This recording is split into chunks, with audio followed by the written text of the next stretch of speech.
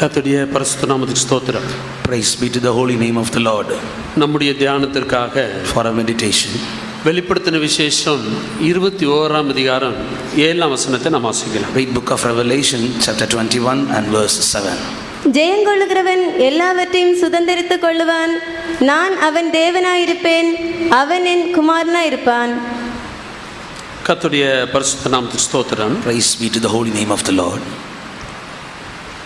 ஜெயங்கொள்ளுகிறவன் எல்லாவற்றையும் சுதந்தரித்துக் கொள்வான். He that overcometh shall inherit all things. இந்த வெளிப்படுத்தின விசேஷம் 21ஆம் அதிகாரம் எவைகளை நாம் சுதந்தரித்துக் கொள்வோம் என்று சொல்லப்பட்டுகிறது. அங்கு ஒரு பரிசுத்த நகரம், ஒரு எருசலேம் பற்றி சொல்லப்பட்டுகிறது. And chapter 21 of book of Revelation speaks about the things which we are going to inherit. There it is mentioned about a holy city and New Jerusalem. ஒரு நித்தியத்தை குறித்து சொல்லப்பட்டுகிறது. About an eternity it is mentioned there. முந்தின பூமி முந்தின வானமும் காணப்படாமல் போயிற்று. And the old heaven and the old earth were not found. பின்பு புதிய எருசலேம் ஆகிய பரிசுத்த நகரம் இறங்கி வருகிறதை அவன் கண்டான். And then he saw the holy city New Jerusalem coming down.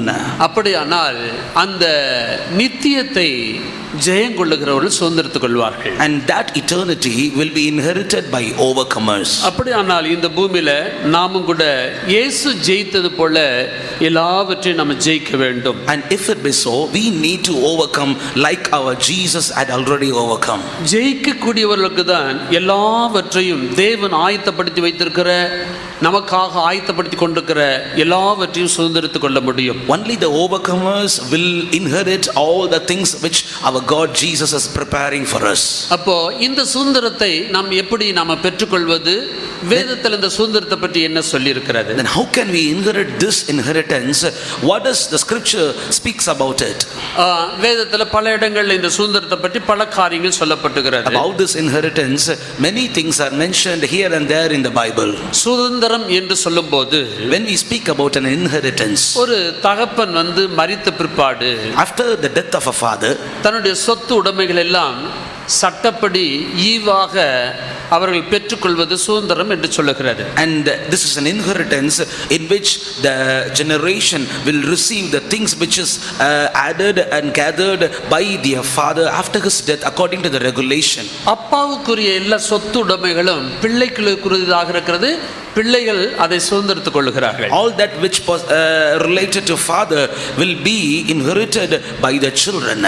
இந்த உலகத்திலும் கூட சொத்துக்காக, தன்னுடைய உரிமைக்காக பலர் போராடி கொண்டிருக்கிறார்கள். Even in this world we see many are fighting for their rights and fighting for their inheritance.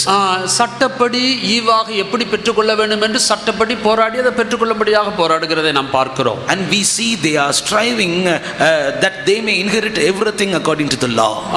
நமக்கும் கூட நம்முடைய heavenly father, நம்முடைய பரலோக தகப்பன் நமக்காக கூட சுதந்திரத்தை ஆயத்தப்படுத்தி வைத்திருக்கிறார். அதை நம்ம எல்லாரும் சுதந்திரத்துக் கொள்ள வேண்டும். Even for us, our heavenly father had prepared an inheritance for us. We need to inherit it. இஸ்ரவேல் ஜனங்கள் மத்தியில இந்த சுதந்திரத்தை ஆண் பிள்ளைகள், அந்த தகப்பன் கடந்து போன பிற்பாடு அந்த ஆண் பிள்ளைகள் அந்த சொத்துக்கு அந்த அவருடைய ஆஸ்திகளை எல்லாம் பிரித்துக் கொள்வது வழக்கமாக இருக்கிறது. In the land of Israel, among the people of Israelites, there is a rule that after the death of the father, only the male child can inherit the possession of the father. பெண் பிள்ளைகளுக்கு கொடுப்பது அவர்களுக்கு வழக்கம் இல்லை. It is not the customary thing that they will give them to the female child. அப்படி தன்னுடைய சொத்துக்கு அவருடைய அந்த சுதந்திரத்தை பிரித்துக் கொள்ளும் போது அவர்கள் ஆண் பிள்ளைகள் எல்லாம் அதை பிரித்து கொண்டு மூத்தவனுக்கு மட்டும் 2 பங்கு அவர்களுக்கு கொடுப்பது வழக்கம். When they divide the property of their father, only the male children will share it. While they do the division, they will give the double portion to the firstborn. அது வேதம் என்ன சொல்லுகிறது? சேஷ்ட புத்திர பாகம் என்று சொல்லுகிறது. And the Bible speaks about it as the thing which is given to the birthright. அந்த சேஷ்ட புத்திர பாகம் என்று சொன்னால் அவனுக்கு 2 பங்கு கிடைப்பதுதான் சேஷ்ட புத்திர பாகம். And when he is receiving the double portion of the property of the father, he will be receiving the birthright. மூத்தவர்கள் அப்படி பெற்றுக்கொள்வார்கள், மற்றவர்கள் இருக்கிறதான அந்த சொத்தை சமமாக பிரித்துக் கொள்வார்கள். And the first one will receive the double 2 portions, and and the remaining will be divided among the remaining male children. ஏன் அந்த மூத்த மகனுக்கு மாத்திரம் இப்படியாக இரட்டிப்பான பங்கு ஏன் கொடுக்கிறார்கள்? Why the first son will be given 2 portions of the property? குழந்தைகள் பிறந்த உடனே அந்த குழந்தைகளை தகப்பனுக்கு அடுத்தது இந்த குழந்தைகளை அவள வீட்டில் இருக்கிறதான பிள்ளைகளை அவன்தான் பராமரிக்க வேண்டும். After the death of the father, after the passing of the father, only he needs to take care of the remaining children. அது மாத்திரம் இல்ல, அந்த தாயை அவனும் தான் கவனிக்க வேண்டும். Not only that, he only should take care of the mother. ஒருவேளை திருமணமாகாத பிள்ளைகள் இருந்தாலும் கூட அந்த மூத்தவன் தான் அந்த பிள்ளைகளை விசாரிக்க வேண்டும், பராமரிக்க வேண்டும். And if there are children who are not yet married, only he should take care of them and he should do the remaining necessary things. அதனால தான் வேதம் அவனுக்கு சொல்லப்படுகிறது இரட்டிப்பான அவனுக்கு பங்கு கொடுக்க வேண்டும் என்று வேதம் சொல்லுகிறது. That is why Bible says he must be given the 2 portions of the property of the father. ஆகினால் நமக்கு இந்த இரட்டிப்பான சுதந்திரத்தை நாம் பெற்றுக்கொள்ள வேண்டும். இதை நாம் இழந்து விடக்கூடாது. Therefore we need to inherit this 2 portions. We should not lose it. சில வேளையில இந்த சேஷ்டபுத்திர பாகம் இந்த இரட்டிப்பான அந்த பங்கை சிலருக்கு கொடுக்கும் அவர்கள் கொடுக்காதபடிக்கு மறுத்திருக்கிறார்கள். And in few cases this birthright has not been given to them but it was denied. யாக்கோபுக்கு 12 பிள்ளைகள், and to Jacob there were 12 sons. அந்த 12 பிள்ளைகள் இருந்தாலும் மூத்தவன் ரூபன் என்று அழைக்கப்படுகிறான். The firstborn is called Reuben. அப்ப ரூபன் தான் அவன் சேஷ்டபுத்திரன், அவன் தான் முதற்பலன், அவன் தான் எல்லாவற்றையும் கவனிக்க கூடியவன். Reuben was the firstborn and he was supposed to be receiving the birthright and he was to take care of the remaining children. அவன் தான் குடும்பத்துல மேன்மையானவனு கூட. And he was the excellent, he was the firstmost in the family. அப்படிதான் அந்த குடும்பத்துல தேவன் அவனை முதலாவது பிறந்து அந்த குடும்பத்துல அப்படிப்பட்ட ஒரு மேன்மையானவனாக கர்த்தர் அவனை வைத்திருந்தார். And the Lord God had kept him giving all the excellency in his family. முதலாம் நாளாகமம் 5ஆம் அதிகாரம் முதலாம் வசனத்தை வாசிக்கும் போது In 1 Chronicles chapter 5 and verse 1 we read, அந்த வசனத்தை நாம் வாசிக்கலாம். and let us read that verse. Ruban இஸ்ரவேலுக்கு முதற் பிறந்த சிரேஷ்டபுத்திரன், ஆனாலும் அவன் தன் தகப்பனுடைய மஞ்சத்தை தீட்டுப்படுத்தினபடினால் கோத்திரத்து அட்டவணையிலே அவன் முதற் பிறந்தவனாக எண்ணப்படாமல் அவனுடைய சிரேஷ்டபுத்திர சுதந்திரம் இஸ்ரவேலின் குமாரனாகிய யோசேப்பின் குமாரருக்கு கொடுக்கப்பட்டது. அதனுடைய சிரேஷ்டபுத்திர அந்த பங்கை அந்த அவனுடைய மகனாகிய யோசேப்பினுடைய பிள்ளைகளுக்கு கொடுக்கப்பட்டது. His birthright was given unto the sons of Joseph, the son of Israel. இதிலிருந்து விளங்கிக் கொள்ளுகிறோம், from which we understand, ஒரு மனிதன் தேவனுடைய கட்டளைகளை மீறும்போது, when a man is transgressing the law of God, அல்லது தவறு செய்யும்போது, or otherwise when he is committing a mistake, ஒரு மனிதன் பாவியாக மாறும்போது, or otherwise when a man is becoming a sinner, அவனுக்கு கிடைக்கக்கூடியதான அந்த சுதந்திரத்தை அவன் இழந்து போய் விடுகிறான். he may lose the inheritance which he is supposed to receive. அந்த சுதந்திரத்தை மற்றவர்களுக்கு உண்மையாக வாழக்கூடியவர்களுக்கு எடுத்து கொடுக்கப்படுகிறது. And that inheritance will be given to the remaining ones who are worthy to inherit it. அதே போல தான் இஸ்ரவேலர் தான் உண்மையான அவர் சுதந்திரவாளிகள். And Israelites were the real inheritors. இன்றைக்கு அந்த இஸ்ரவேலர்கள் கீழ்ப்படியாமை காட்டினது நிமித்தமாக, because those Israelites disobeyed, புறஜாதியாராகி நமக்கு அந்த பங்கும் அந்த பாத்தியமும் அந்த சுதந்திரமும் நமக்கு கிடைக்கும்படியாக ஆண்டவர் செய்திருக்கிறார். God has made that we the Gentiles may receive that blessed privilege. உண்மையாக சொல்ல போவோமானால் நாம் தேவனுடைய உண்மையான சுதந்திரவாளிகள் அல்ல. we are not the people to inherit the inheritance. தேவனுடைய சுதந்திரத்தை பெற்றுக்கொள்ளக்கூடிய மக்களும் அல்ல. We are not the people supposed to inherit the inheritance of God. அவர்கள் சரியில்லாமல் போனபடியினால் தான் இன்றைக்கு கிருபையாக இரக்கமாக புறஜாதியாராகிய நமக்கு இப்படிப்பட்ட சுதந்திரத்தை பெறும்படியாக தேவன் நமக்கு உதவி செய்திருக்கிறார். Because they were not right, God enabled us graciously, mercifully that we may inherit it. வேதத்துல நாபோத் என்றதான ஒரு மனிதனை குறித்து நாம் வாசிக்கிறோம். We read about a man called Naboth in the Bible. இந்த நாபோத் அவனுடைய சுதந்திரத்தை அவன் வாங்கிக் கொள்ளும்படியாக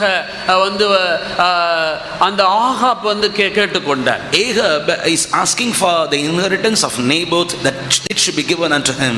ஆனால் அந்த என்னுடைய சுதந்திரத்தை அவன் என்ன செய்ய முடியும், என் தகப்பனுடைய சுதந்திரத்தை நான் கொடுக்க முடியாது என்று அவன் சொன்னான். But he refused to give the father's inheritance to him. ஆகினால அவன் என்ன செய்தான், அவனை கொலை செய்து பிற்பாடு அதை எடுத்துக்கொண்டதாக வேதத்தில் சொல்லப்பட்டிருக்கிறது. Bible says Ahab killed Naboth and took the father's inheritance for him. அந்த ஆகாபும் அவனுடைய அந்த யேசபேலும் அவர் நிருபங்களை எழுதி பொய் சாட்சி அவனுக்கு விரோதமாக சொல்லி அவனை கொன்றுவிட்டு அவனுடைய சுதந்திரத்தை எடுத்துக்கொள்கிறார்கள். Ahab and Jezebel made false witnesses, wrote documents against him and took the inheritance of Naboth. ஆகினால் அருமையானவர்களே, இன்றைக்கு இந்த பூமியிலே நம்முடைய சுதந்திரத்தை எடுத்துக்கொள்ளும்படியாக பிசாசு பல விதத்தில் அவன் கிரியை செய்கிறார். Therefore, beloved ones, in this world Satan, devil is working against us that we may lose our inheritance. இது முதலாம் ராஜாக்கள் 21ஆம் அதிகாரம் 3ஆம் வசனத்தில் நாம் வாசிக்கிறோம். About this we read in 1 Kings chapter 21 and verse 3. அப்போ அந்த சேஷ்ட புத்திர பாகத்தை அவன் எடுத்துக்கொள்ளும்படியாக கேட்கும்போது, இது என்னுடைய பிதாவினுடைய அந்த சுதந்திரம், நான் அதை கொடுக்க கூடாது என்று அவன் சொன்னான். And when he was asking that portion of the land for him, he replied unto Ahab, the Lord forbid it me that I should give the inheritance of my fathers unto thee. வாசிக்கலாம். Naboth ஆகாபை நோக்கி, நான் என் பிதாக்களின் சுதந்திரத்தை உமக்கு கொடாதபடி கர்த்தர் என்னை காப்பாராக என்றான். பிதாக்களுடைய சுதந்திரத்தை நான் உமக்கு கொடாதபடிக்கு கர்த்தர் என்னை காப்பாராக என்று சொல்லி அவன் சொன்னான். He replied, the Lord forbid it me that I should give the inheritance of my fathers unto thee. உடனே இதை ஆகாப் இப்படி சொன்ன உடனே அவன் போய் சாப்பிடாமல் படுத்து கொண்டான். அவள் மனைவியாக ஏசபேல் ஒரு நிருபத்தை எழுதி அவன் ராஜாவுக்கு விரோதமாக தேவதூஷணம் சொன்னான் என்று பொய் சாட்சி சொல்ல வைத்து அவனை கல்லெறிந்து கொண்டு விட்டார்கள். And hearing this, Ahab came back to his house and he lay down on his bed, did not eat for a long time. Seeing this, his wife Jezebel wrote a letter and saying that he blasphemed against the king and God and made false witnesses and killed him.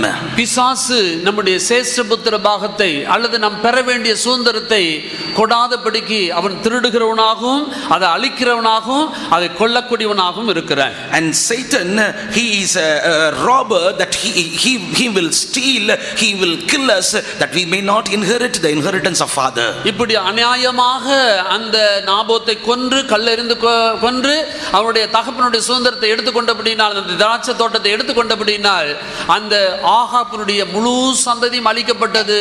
முழு சந்ததியும் ஆண்டவர் நியாயம் தீர்த்தார். Because Ahab took the inheritance of Naboth, the vineyard of Naboth, and the Lord God completely destroyed the generation of Ahab on this earth. அதே போலதான் ஆதி மனிதனுக்கும் கூட தேவன் எல்லா விதமான சுதந்திரத்தையும் எல்லா ஆசீர்வாதத்தையும் அவனுக்கு கொடுத்திருந்தார். Likewise, only the Lord God had already given the first man Adam the every inheritance unto him. இந்த பூமியில் அவனை உருவாக்கி வைத்த போது, when he was created by God on this earth, அவன் பழுகி பெருகி பூமி நிரப்பி அவன் எல்லாவற்றையும் ஆண்டு கொண்டு அவன் ஆசீர்வாதமாக இருக்க வேண்டும் என்று தேவன் அவனை ஆசீர்வதித்து வைத்திருந்தார். God had blessed him that he should multiply, he should cover, he should fill this whole earth. அப்போ எல்லா வானத்தை பூமி எல்லாவற்றையும் அவன் சுதந்திரத்துக் கொள்ளும்படியாக அவனை வைத்திருந்தார். God has kept him in the garden that he should have to inherit the heaven and the earth also. ஆதி மனிதனை கூட அவனிடத்திலிருந்து அந்த சுதந்திரத்தை அவன் பறித்து கொண்டான். And even from the hand of the first man, this devil plucked away the inheritance. பிசாசுடைய திட்டம் நாம் பெற வேண்டிய சுதந்திரத்தை பெறாதபடிக்கு அதை பறித்துக் கொள்வதுதான் அவருடைய திட்டமாக இருக்கிறது. The plan of demon, the plan of devil is to pluck away the inheritance from our hands which we are supposed to inherit. நம்முடைய சுதந்திரத்தை நாம் இழந்து போகாதபடிக்கு நாம் கவனமாக இருக்க வேண்டும். We should be very careful, we should be diligent that we may not lose our inheritance. ஆதியாகமம் 15ஆம் அதிகாரத்துக்கு வரும்போது, when we come to Genesis chapter 15, தேவன் அந்த ஆபிரகாமுக்கு தரிசனமாகி அந்த ஆபிரகாமோடு பேச ஆரம்பித்தார். The Lord God in a vision spoke to Abraham like this. வாசிக்கலாம் முதல் 3 வசனங்கள். Chapter 15 verses 1 to 3. இந்த காரியங்கள் நடந்த பின்பு கர்த்தருடைய வார்த்தை ஆபிரகாமுக்கு தரிசனத்திலே உண்டாகி, அவர், ஆபிரகாமே, நீ பயப்படாதே, நான் உனக்கு கேடகமும் உனக்கு மகா பெரிய பலனுமாய் இருக்கிறேன் என்றார். அதற்கு ஆபிரகாம், கர்த்தராகிய ஆண்டவரே, அடியேனுக்கு என்ன தருவீர்? நான் பிள்ளை இல்லாமல் இருக்கிறேனே. தமஸ்கு ஊரானாகிய இந்த எலியேசர் என் வீட்டு விசாரணை கர்த்தனாய் இருக்கிறானே என்றான். பின்னும் ஆபிரகாம், தேவரீர் எனக்கு புத்திர சந்தானம் அருளவில்லை, இதோ என் வீட்டிலே பிறந்த பிள்ளை எனக்கு சுதந்திரவாளியாய் இருக்கிறான் என்றான். அருமையானவர்களே, இந்த ஆபிரகாமுக்கு கர்த்தர் தரிசனமானார். Beloved ones, unto Abraham God came in vision.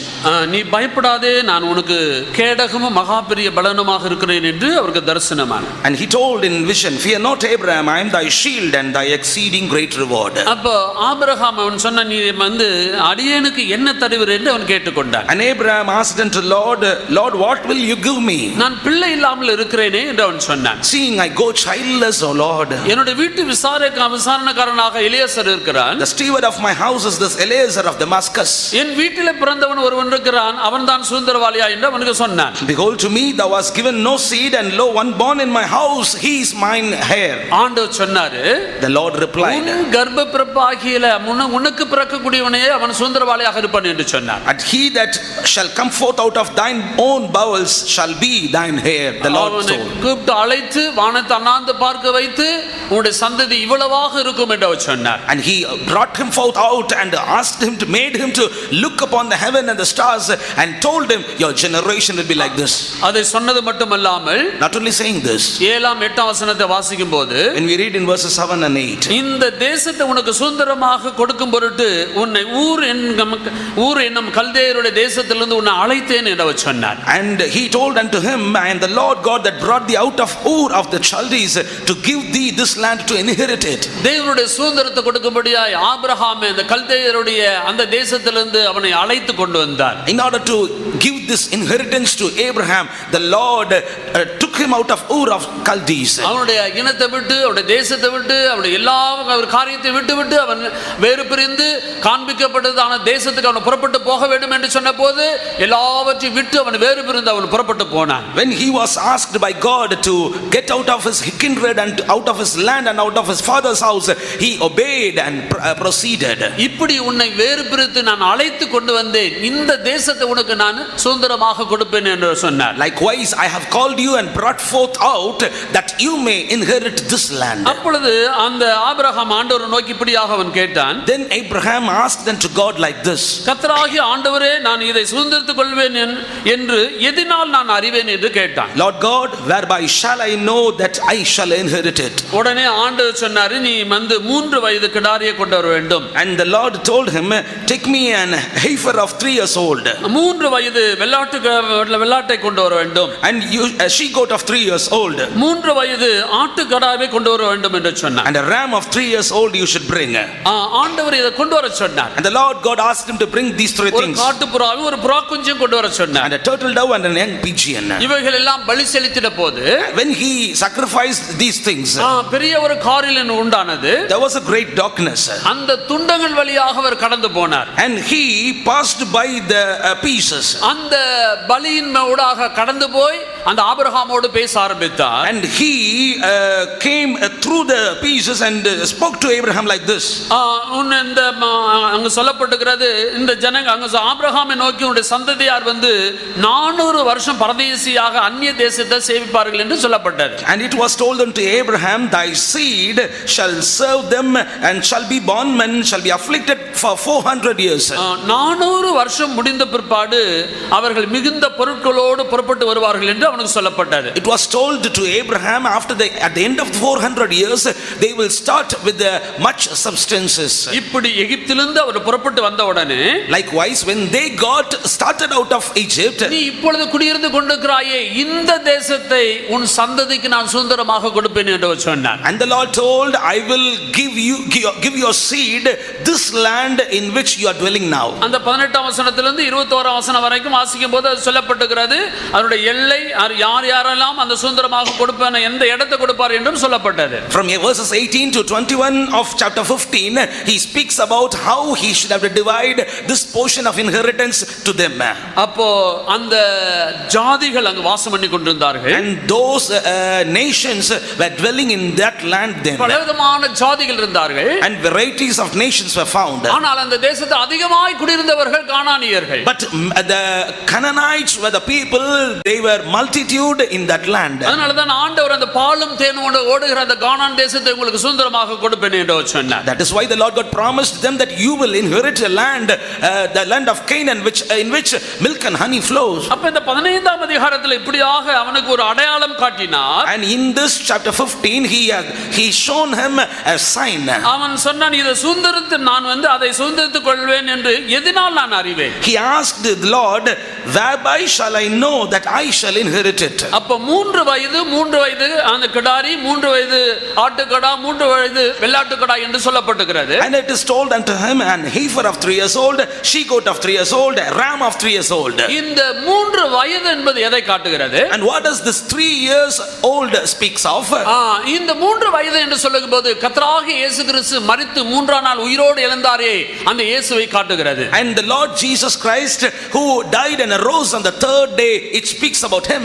3ஆம் நாள்ல அவர் மரித்து நம்முடைய மனிதனுடைய பாவங்களுக்காகவும் அக்கிரமத்துக்காகவும் மீறுதலுக்காகவும் மரித்து 3ஆம் நாள் அவர் உயிரோடு எழும்பினார். And 3 speaks about our Lord Jesus Christ who died and rose on the 3rd day for all our sins and iniquities. அப்ப ஆபிரகாமுக்கும் ஆபிரகாமுடைய சந்ததிக்கும் இந்த சுதந்திரத்தை கொடுப்பேன் என்று எதனால் அறிவேன்? இந்த பலியினால் அவன் அறிந்து கொண்டான். And when he asked, whereby shall I know that I shall inherit it, the Lord made him to understand it will be done only by this sacrifice. நாம் எப்படி அந்த சுதந்திரத்தை பெற்றுக்கொள்ள முடியும்? How can we inherit that inheritance? கர்த்தராகிய இயேசு கிறிஸ்து நம்முடைய பாவங்களுக்காக அக்கிரமங்களுக்காக நம்ம மரித்து நாம் அவரால் மீட்கப்படும் போது நிச்சயமாக அவர் வைத்திருக்கிற அந்த சுதந்திரத்தை நாம் பெற்றுக்கொள்ள முடியும். And when we believe that Jesus Christ died for our sins and iniquities, when we believe his death and resurrection, we can surely inherit that inheritance. அப்போ நாம் எல்லாரும் அவருடைய சுதந்திரவாளிகளாக இயேசு கிறிஸ்துவின் மூலமாக அவருடைய சுதந்திரவாளிகளாக நாம் மாறுகிறோம். Then through Jesus Christ we become his heirs. இதைதான் கலாத்தியர் நிருபத்தில் வித்தியாசமாக சொல்லி இருக்கிறது. And about this it is mentioned differently in epistle unto Galatians. அங்கு 2 பிள்ளைகளை பற்றி சொல்லப்பட்டிருக்கிறது. There it is mentioned about 2 children. 3ஆம் அதிகாரம் 22ஆம் வசனத்தை நாம் வாசிக்கலாம். Read chapter 3 verse 22. அப்படி இராதபடியால் இயேசு கிறிஸ்துவை பற்றி இல்ல 4ஆம் அதிகாரம் 22ஆம் chapter 4 verse 22. ஆபிரகாமுக்கு 2 குமாரர் இருந்தார்கள் என்று எழுதியிருக்கிறது. ஒருவன் அடிமையானவிடத்தில் பிறந்தவன், ஒருவன் சுயாதீனமுள்ளவிடத்தில் பிறந்தவன். அப்ப அங்க சொல்லப்பட்ட 2 பிள்ளைகள், 2 sons are mentioned there. அங்கு சொல்லப்பட்டிருக்கிற ஒருவன் அடிமையானவரிடத்தில் பிறந்தவன், ஒருவன் சுயாதீனமுள்ளவரிடத்தில் பிறந்தவன். The one by a bondmaid, the other by a free woman. இந்த 2 பிள்ளைகளும் 2 ஏற்பாடுகள் என்று வாசிக்கிறோம். These 2 are 2 covenants or testaments. அப்ப அடிமைத்தனம் என்று சொல்கிறது பழைய ஏற்பாடு. And the bondmaid speaks about Old Testament. இந்த சுயாதீனமுள்ளவள் என்று சொல்கிறது புதிய ஏற்பாடு. The free woman speaks about the New Testament. நாம் எல்லாம் சுயாதீனமுள்ளவரான அந்த எருசலேம் இடத்துல வந்திருக்கிறோம். We all have come to the free woman who is Jerusalem. 26ஆம் வசனத்துல மேலான எருசலேமோ சுயாதீனமுள்ளவள், அவளே நாம் எல்லாருக்கும் தாயானவள் என்று வாசிக்கிறோம். Verse 26 it says, but Jerusalem which is above is free, which is the mother of us all. அப்போ இந்த இயேசுவிடத்தில் யாரெல்லாம் கடந்து வருகிறார்களோ, therefore those who are all coming to Jesus, இந்த இயேசு கிறிஸ்து எங்களுக்காக மரித்தார் என்று யாரெல்லாம் விசுவாசிக்கிறார்களோ, all those who believe that this Jesus Christ died for us, எங்களுக்காக மரித்து உயிரோடு எழும்பியிருக்கிறார் என்று யாரெல்லாம் விசுவாசிக்கிறார்களோ, all those who believe that this Jesus died for us and rose up for us, அவர்கள் சுதந்திரவாளிகளாக மாறுகிறார்கள். they become heirs. அதனால தான் இந்த 28ஆம் வசனத்தில் வாசிக்கும்போது, that is why when we read in verse 28, சகோதரரே நாம் ஈசாக்கை போல வாக்குத்தத்தத்தின் பிள்ளைகளாக இருக்கிறோம் என்று வாசிக்கிறோம். now we brethren, as Isaac was, are the children of promise. அப்ப நாம் எல்லாரும் ஈசாக்கை போல வாக்குத்தத்தத்தின் பிள்ளைகளாக மாறி இருக்கிறோம். therefore like Isaac we became the children of promise. அப்போ அங்க சொல்லப்பட்டிருக்கிறது பழைய ஏற்பாடு சீனாய் மலை என்று வாசிக்கிறது, சொல்லப்பட்டிருக்கிறது. அடிமையானவள் அந்த சீனாய் மலை என்று சொல்லப்பட்டிருக்கிறது. and the bondmaid, that Agar, is compared to the Mount Sinai. வாசிக்கலாம், இந்த 24 25 வாசிக்கலாம். verses 24 and 25. இவைகள் ஞான அர்த்தமுள்ளவைகள். அந்த ஸ்திரீகள் 2 ஏற்பாடுகளாம். ஒன்று சீனாய் மலையில் உண்டான ஏற்பாடு, அது அடிமைத்தனத்திற்குள்ளாக பிள்ளை பெறுகிறது, அது ஆகார் என்பவள் தானே. ஆகார் என்பது அரபி தேசத்தில் உள்ள சீனாய் மலை. அந்த ஆகார் இப்பொழுது இருக்கிற எருசலேமுக்கு சரி, இவள் தன் பிள்ளைகளோட கூட அடிமைப்பட்டிருக்கிறாளே. அந்த ஆகாருக்கு பிறந்ததான பிள்ளை என்று சொல்லுகிறது அது சீனாய் மலை என்று வாசிக்கிறோம். And the children unto Agar speaks, it is compared to Mount Sinai. புதிய ஏற்பாடு அந்த அந்த சுயாதீனமுள்ள உலகத்தில் பிறந்தவன் என்று சொல்லுகிறது புதிய ஏற்பாடு. And the New Testament is which is born to free woman. அது அந்த சீயோன் மலை என்று சொல்லுகிறது. And that is Mount Zion. எபிரேயர் 12ஆம் அதிகாரம் 22 23 வசனங்கள் நாம் வாசிக்கலாம். In Hebrews chapter 12 verses 22 and 23 we read, நீங்களோ சீயோன் மலையினிடத்திற்கும் ஜீவனுள்ள தேவனுடைய நகரமாகிய பரம எருசலேமினிடத்திற்கும் 1000-10,000 தேவ தூதர்களிடத்திற்கும் பரலோகத்தில் பேரெழுதியிருக்கிற முதற் பேரானவர்களின் சர்வ சங்கமாகிய சபையினிடத்திற்கும் யாவருக்கும் நியாயாதிபதியாகிய தேவனிடத்திற்கும் பூரணராக்கப்பட்ட நீதிமான்களுடைய ஆவிகளிடத்திற்கும் புது உடன்படிக்கையின் மத்தியஸ்தராகிய இயேசுவிடத்திற்கும் ஆபேலுடைய இரத்தம் பேசினதை பார்க்கலும் நன்மையானவர்களை பேசுகிற இரத்தமாகிய தெளிக்கப்படும் இரத்தத்தினத்திற்கும் வந்து சேர்ந்தீர்கள். எல்லாரும் ஒரு அல்லேலூயா சொல்லுவோம். Hallelujah. இன்னைக்கு நாம் எல்லாரும் சீயோன் மலையிடத்தில் வந்து சேர்ந்திருக்கிறோம். Now we all have come unto Mount Zion. ஜீவனுடைய தேவனுடைய நகரமாகிய பரம எருசலேம் இடத்திற்கு வந்திருக்கிறோம். Unto the city of the living God, the heavenly Jerusalem we have come. அப்ப கர்த்தராகிய இயேசு கிறிஸ்துவின் மரணத்தின் மூலமாக Therefore through the death of the Lord Jesus Christ, நாம் எல்லாரும் சீயோன் மலையிடத்தில் வந்து சேர்ந்திருக்கிறோம். we all have come unto Mount Zion. பரலோகத்தில் பேரெழுதியிருக்கிற முதற் பேரானவருடைய சர்வ சங்கமாகிய சபையினிடத்தில் வந்து சேர்ந்திருக்கிறோம். To the general assembly and the church of the firstborn which are written in heaven we came. அங்க சொல்லப்படுகிறது அங்க நன்மையானவர்களை பேசும் இரத்தத்தின் இடத்துல இயேசுவின் இரத்தத்தின் இடத்துல வந்து சேர்ந்திருக்கிறோம். And there it is mentioned the blood that speaketh better things, unto the blood of Jesus we have come. ஆகையால் அருமையானவர்களே, இயேசு கிறிஸ்துவின் மரணத்தின் மூலமாக இப்படிப்பட்டதான ஒரு மேன்மையான பரலோகத்தில் எழுதப்பட்டிருக்கிற அந்த சர்வ சங்கமாகிய அந்த சபையினிடத்தில் நம்ம கொண்டு வந்து சேர்த்திருக்கிறார். Therefore beloved ones, through the Jesus Christ he has brought us to the general assembly and the church of the firstborn which are written in heaven. அப்போ இப்படிப்பட்டதான சபைக்குள்ள வந்தவர்கள், those that have come to this kind of assembly, இந்த சீயோன் மலையினிடத்தில் வந்தவர்கள், those that have come to the Mount Zion, நன்மையானவர்களை பேசக்கூடிய அந்த இரத்தத்தின் இடத்தில் வந்தவர்கள், those that have come to the blood which speak better things, இவர்கள் வந்து அந்த சுதந்திரத்தை பெற்றுக்கொள்வார்கள். ஆபிரகாமுக்கு கொடுக்கப்பட்ட அந்த சுதந்திரத்தை இவர்கள் பெற்றுக்கொள்வார்கள். they will come and inherit the inheritance which was given unto Abraham. அதனால அருமையானவர்களே, நம்ம எல்லாரும் அந்த அவருடைய பிள்ளைகள், அந்த வாக்குத்தத்தத்தின் பிள்ளைகளாக நாம் இருக்கிறோம். Therefore beloved ones, we are all the children of promise. அப்போ நம்ம எல்லாரும் அந்த வாக்குத்தத்தத்தின் சுதந்திரவாளிகளாக இருக்கிறோம். And we are all the heirs of the promise. நாம இதல வாசிக்கும் போது when we read in யாத்ராகமம் 12ஆம் அதிகாரம் 35 30, அது கலாத்தியர் 3ஆம் அதிகாரம் 26 27 வாசிக்கலாம். in read Galatians chapter 3 verses 26 and 27. கலாத்தியர் 3ஆம் அதிகாரம் 26 27. நீங்கள் எல்லாரும் கிறிஸ்து இயேசுவை பற்றும் விசுவாசத்தினால் தேவனுடைய புத்திரராயிருக்கிறீர்களே. ஏனெனில் உங்களில் கிறிஸ்துவுக்குள்ளாக ஞானஸ்தானம் பெற்றவர்கள் எத்தனை பேரோ அத்தனை பேரும் கிறிஸ்துவை தரித்து கொண்டீர்களே. காலையில நம்முடைய பெரிய பாஸ்டர் அவர்கள் இதெல்லாம் குறித்து தெளிவாக சொன்னார். in the morning our chief pastor explained clearly about these things. அப்ப ஞானஸ்தானம் பெற்றுக்கொள்ளும்போது நம்ம எல்லாம் தேவனுடைய புத்திரராக மாறுகிறோம். when we have been baptized we become the sons of God. யோவான் 1ஆம் அதிகாரம் 12ஆம் வசனத்தை வாசிக்கும்போது, John 1ஆம் அதிகாரம் 12ஆம் வசனம், chapter 1 verse 12 says, அதுல சொல்லப்படுகிறது அவருடைய நாமத்தின் மேல விசுவாசம் வைத்தவர்கள் எத்தனை பேர்களோ அத்தனை பேர்களும் அவருடைய பிள்ளைகள் ஆகும்படி அதிகாரம் கொடுத்திருக்கிறார். and those that believe on his name he has given them authority to become his children. அப்போ அந்த பிள்ளைகள் வந்து ஏதோ மாம்ச சித்தத்தினாலோ ரத்தத்தினால அல்லாமல் அவர்கள் தேவனாலே பிறந்தவர்கள் என்று வாசிக்கிறோம். and those children not according to the will of the flesh or by the blood, but they had born of God. அப்போ தேவனாலே பிறந்தவர்கள் எல்லாம் தேவனுடைய பிள்ளைகளாக இருக்கும்படியான ஒரு அதிகாரத்தை தேவன் கொடுத்திருக்கிறார். therefore those who have believed Jesus, God has given authority that they will become children of God. அதற்கு பிற்பாடு கிறிஸ்துவுக்குள்ளாக நாம் ஞானஸ்நானம் பெற்றவர்கள் எத்தனை பேர்களோ அத்தனை பேர்களும் தேவனுடைய புத்திரராக இருக்கிறோம். therefore after that those that have been baptized in Christ Jesus, we become the sons of God. பிள்ளைகள் சுதந்திரிக்க முடியாது. children cannot inherit. அவர்கள் என்ன செய்ய வேண்டும்? புத்திரராக மாற வேண்டும். they should become sons.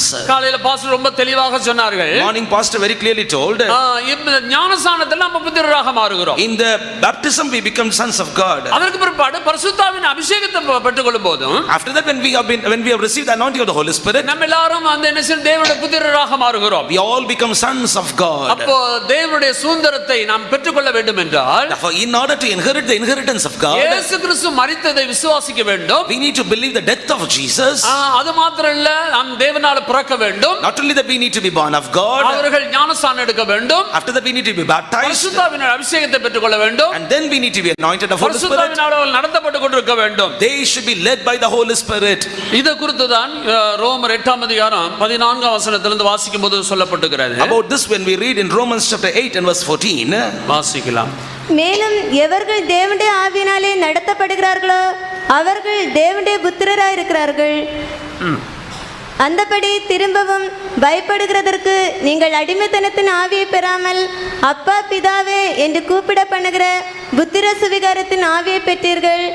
நாம் தேவனுடைய பிள்ளைகளாய் இருக்கிறோம் என்று ஆவியானவர் தாமே நம்முடைய ஆவியுடனே கூட சாட்சி கொடுக்கிறார். நாம் பிள்ளைகளானால் சுதந்திரருமாமே, தேவனுடைய சுதந்திரரும் கிறிஸ்துவுக்கு உடன் சுதந்திரருமாமே. கிறிஸ்துவுடனே கூட நாம் மகிமைப்படும்படிக்கு அவருடனே கூட பாடுபட்டால் அப்படி ஆகும். எல்லாரும் ஒரு அழியில சொல்லுவோம். நம்மை பரிசுத்தாவினால் கர்த்தர் நிறைத்திருக்கிறார். God has filled us with the anointing of the Holy Spirit. எவர்கள் தேவனுடைய ஆவியினால் நடத்தப்படுகிறார்களோ அவர்கள் தேவனுடைய புத்திரராக இருக்கிறார். For as many as are led by the Spirit of God, they are the sons of God. அப்ப ஆவியானவரே சாட்சி கொடுத்திருக்கிறார், தேவனுடைய புத்திரர் என்று அவர் சாட்சி கொடுத்திருக்கிறார். Even the Spirit itself beareth witness with our spirit. இப்பொழுது பரிசுத்தாவி பெற்றவர்கள் எல்லாம் யாராக இருக்கிறோம்? Now those that have been anointed of the Holy Spirit, who are we? பயப்படுகிறதுக்கு நீங்கள் அடிமைத்தனத்தின் ஆவியை பெறாமல் அப்பா பிதாவே என்று கூப்பிடுகிறக்கூடிய புத்திர சுகாரத்தினுடைய ஆவியை பெற்றீர்கள். Ye have not received the spirit of bondage again to fear, but ye have received the spirit of adoption, whereby we cry Abba Father. அப்ப யார் அந்த சுதந்திரத்தை பெற்றுக்கொள்வார்கள்? Therefore who are going to inherit that inheritance? பரிசுத்தாவி பெற்று பரிசுத்தாவினால் நடத்தப்படக்கூடியவர்கள். Those that have been anointed of the Holy Spirit and led by the Spirit of God. அப்பா பிதா என்றதான உறவுக்குள்ள இருக்கக்கூடியவர்கள். Those that are in the relationship between a father and the son. மகன் அப்பா என்றதான உறவில் வாழ்ந்து கொண்டிருக்கிறதான் அந்த சுதந்திரத்தை பெற்றுக்கொள்ள முடியும். Only those that are living in the relationship of father and son, they can inherit the inheritance. இவர்கள் புத்திரராகவே இருந்து விடக்கூடாது. Not only they should remain in sons. அப்ப நம்ம எல்லாரும் இப்பொழுது தேவனுடைய பிள்ளைகளாக இருக்கிறோம். Now we are the sons of God. இனி எவ்விதமாக இருப்போம் என்று நமக்கு தெரியாது. And we don't know how we are going to be. ஆகிலும் அவர் வெளிப்படும் போது Yet when he comes, அவருக்கு ஒப்பாக இருப்போம் என்று நம்ம வேதத்தில் வாசிக்கிறோம். and we shall be like him when he appears.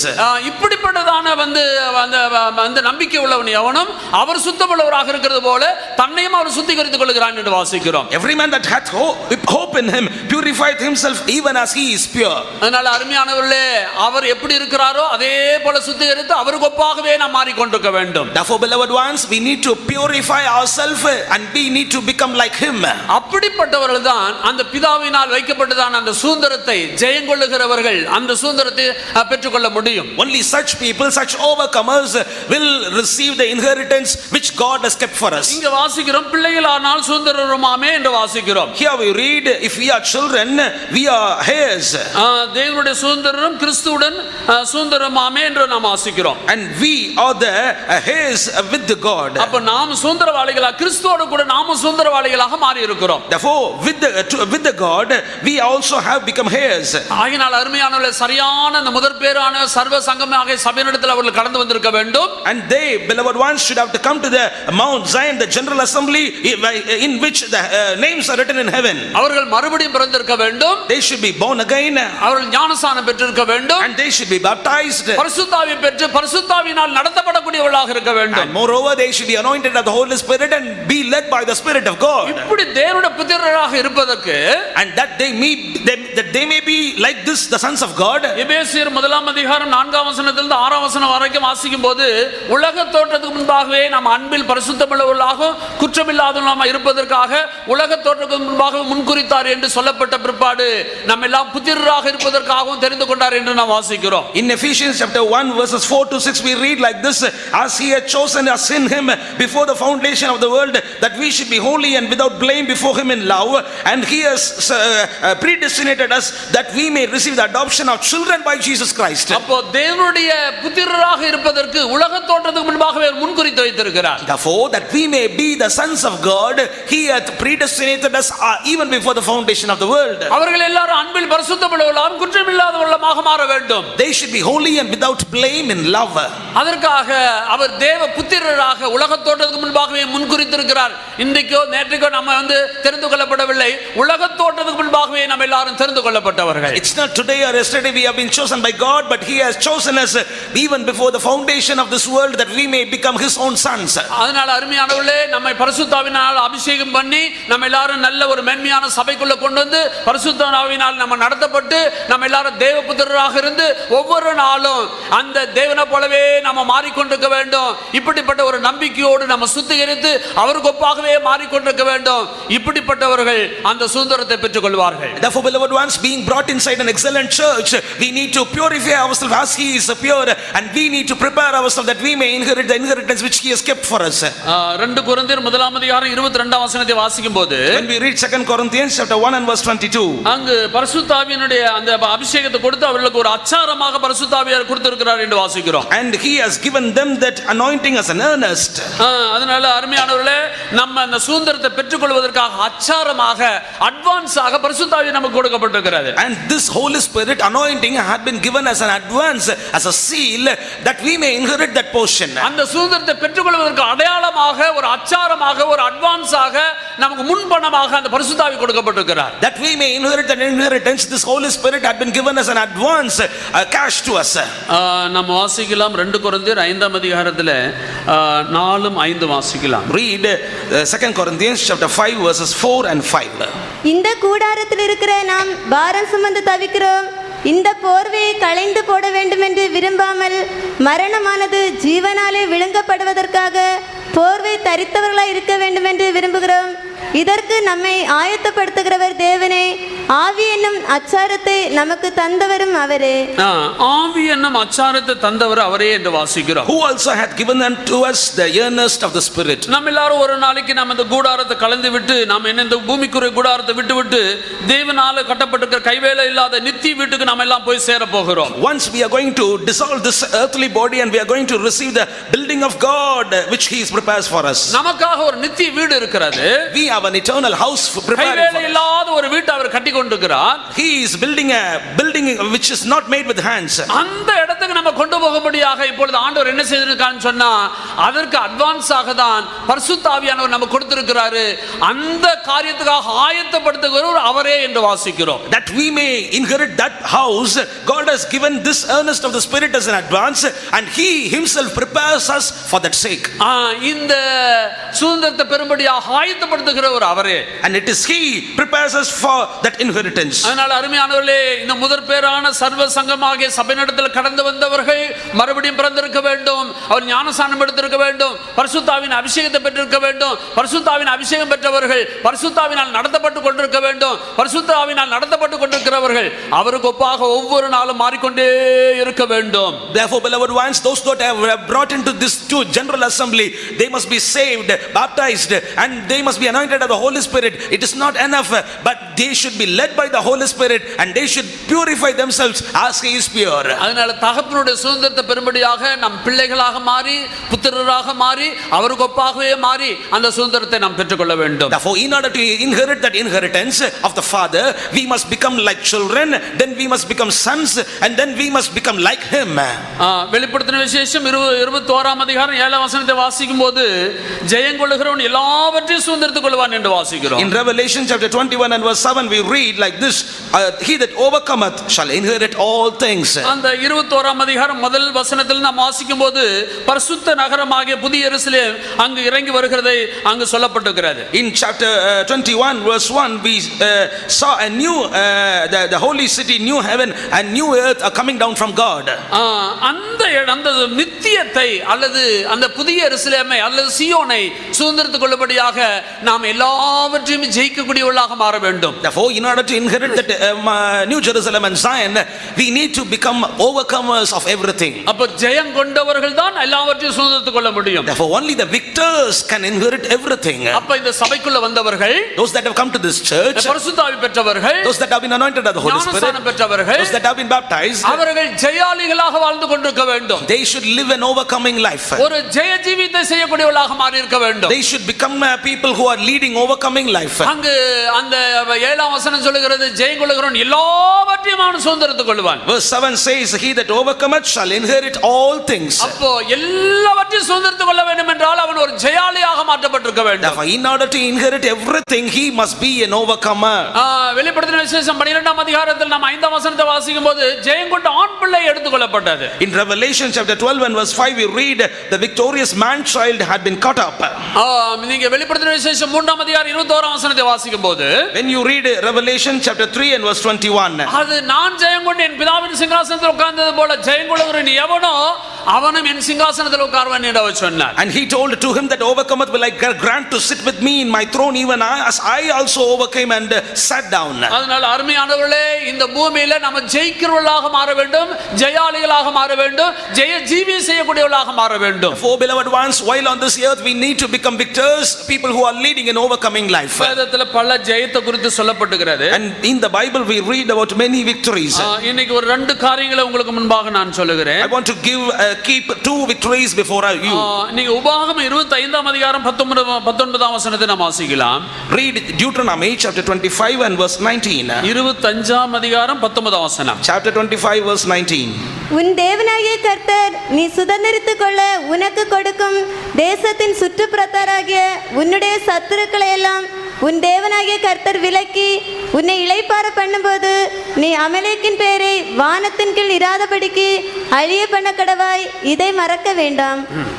அங்கு சொல்லப்பட்டிருக்கிறது, கர்த்தர் நீ சுதந்திரத்துக் கொள்ள உனக்கு கொடுக்கும் தேசத்துல சுற்றுப்புறத்தாராகிய உன்னுடைய சத்துருக்கள் எல்லாம் உன் தேவனாகிய கர்த்தர் விலக்கி உன்னை இளைப்பாற பண்ணும்போது நீ அமலேக்கினுடைய பேரு வானத்தின் கீழ் இராதபடிக்கு நீ அழிய பண்ண கடுவாய் என்று நீ அதை மறக்க வேண்டாம் என்று அவர் சொன்னார். The Lord says, it shall be when the Lord thy God hath given thee rest from all thine enemies round about in the land which the Lord thy God giveth thee for an inheritance to possess it, then thou shalt blot out the remembrance of Amalek from under heaven, thou shalt not forget it, the Lord says. சுந்தருக்கு கொடுக்கும்போது சத்துருக்கள் எல்லாம் அவர் விளக்கும் போது இவனை நீ என்ன செய்ய வேண்டும், வானத்தின் கீழே இராதபடிக்கு இந்த அமலேக்கு வல்லமை அழிக்க வேண்டும் என்று சொல்லப்பட்டது. And the Lord told unto them that you should have to destroy the powers of spirits of Amalek when you are going to inherit the inheritance. ஏன் இதன் மேல இந்த அமலேக்கினுடைய மேல அவ்வளவு தேவன் அவ்வளவு வந்து அழிக்க வேண்டும் என்று சொன்னார்? And why the wrath of God was upon Amalek that they may be destroyed? அவனை மறக்க வேண்டாம் என்று சொன்னார். And the Lord told them that you should not forget him. அது 17ஆம் 18ஆம் வசனத்தை வாசிக்கும்போது when we read verses 17 and 18, அவன் எகிப்திலிருந்து புறப்பட்டு வருகிற வழியிலே அமலேக்கு தேவனுக்கு பயப்படாமல் உனக்கு எதிராக அவன் வந்தான். and the Lord told, he feared not God and he came against you in the wilderness. ஆண்டவர் ஆபிரகாமுக்கு என்ன சொன்னாரு? What the Lord God told unto Abraham, 400 வருஷம் முடியும் போது at the end of 400 years, இவன் மிகுந்த பொருட்களோடு வெள்ளியோடும் பொன்னோடும் புறப்பட்டு வருவார்கள். and they will come out with huge silver and gold. அப்பொழுது இந்த தேசத்தை உனக்கு சுதந்திரமாக கொடுப்பேன் என்று சொன்னார். The Lord told, then I will give this land inheritance for them. இப்படி தேவ திட்டத்தின்படி அவர்கள் புறப்பட்டு கடந்து வரும்போது, according to the plan of God, when they started out of Egypt, அவன் வந்து அமலேக்கு தேவனுக்கு பயப்படாமல் உனக்கு எதிராக அவன் வந்தான் என்று வாசிக்கிறோம். and we read here, Amalek did not fear God and he came against the people of God. முதலாம் சாமுவேல் 15ஆம் அதிகாரம் 2ஆம் வசனத்தை வாசிக்கும்போது, when we come to 1 Samuel chapter 15 and verse 2, we read, இஸ்ரவேலர்கள் எகிப்திலிருந்து அவர்கள் கடந்து வந்தபோது, when the land of people of Israelites came out of Egypt, அமலேக்கு அவர்களை வந்து வழிமறித்த செய்கையை மனதிலே வைத்திருக்கிறேன் என்று கர்த்தர் சொன்னார். and the Lord told him that I have this in remembrance in my mind, that they were in the way of people of Israel. தேவன் நமக்காக வைத்திருக்கிற சுதந்திரத்தை அடையாதபடிக்கு வழிமறிக்கக்கூடிய வல்லமை தான் இந்த அமலேக்கு வல்லமை. and this is the spirit of Amalek, the power of Amalek, which is in between the way that we may be destroyed. தேவனுக்கு அவன் பயப்படாதவன். he will not fear God also. அவன் எப்போது அவன் கிரியை செய்வான்? when he will work. அங்க 18ஆம் வசனத்தை வாசிக்கும்போது, நீ இளைத்து விடாய்த்திருக்கையில் பின்வருகிற உன் பாளையத்தில் உள்ள பல பலவீனரை எல்லாம் அவன் வெட்டினான் என்று வாசிக்கிறோம். and in 18th verse of chapter 25 of Deuteronomy we read like this, that when you are feeble and weak, he slayed many. நீ விளைத்திருக்கும் போது விடாய்த்திருக்கும் போது பலவீனப்படும் போது தான் அவனை உன்னை வெட்டுகிறான். when you are feeble, when you are fainted and weary, he will smote the hindmost. ஒரு காலத்தில் நீ வைராக்கியமாக இருந்தவன். once upon a time you were zealous. கர்த்தருக்காக நீ வைராக்கியமாக கிரியை செய்தவன். you worked for God with all zeal. முன்னாடி நின்றவன். you stood front of the camp. ஊழியத்தில் எல்லாவற்றிலும் முன்னுக்கு நின்றவன். நிற்கிறவன். In all the ministries you stood front. இன்றைக்கு இந்த அமலேக வல்லமை உன்னை தாக்கி இருக்கிறபடியால் நீ பாளையத்துக்கு பின்னாடி பலவீனப்பட்டவனாக வாழ்ந்து கொண்டிருக்கிறாய். Because this Amalek had attacked you, you were in the hindermost part of the camp. இளைத்து விடாய்த்திருக்கையில் அவன் பலவீனரை வெற்றினான் என்று வாசிக்கிறோம். When you were feeble and fainted and weary, he smote the hindmost.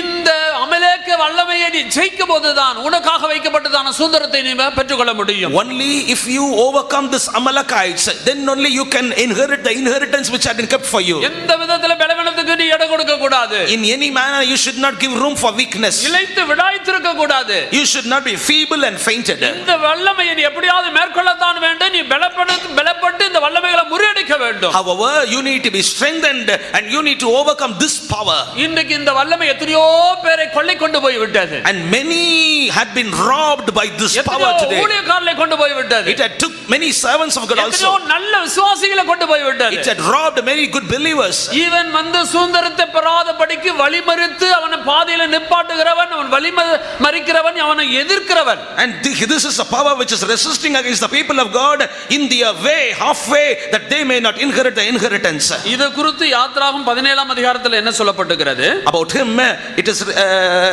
written in Exodus chapter 17.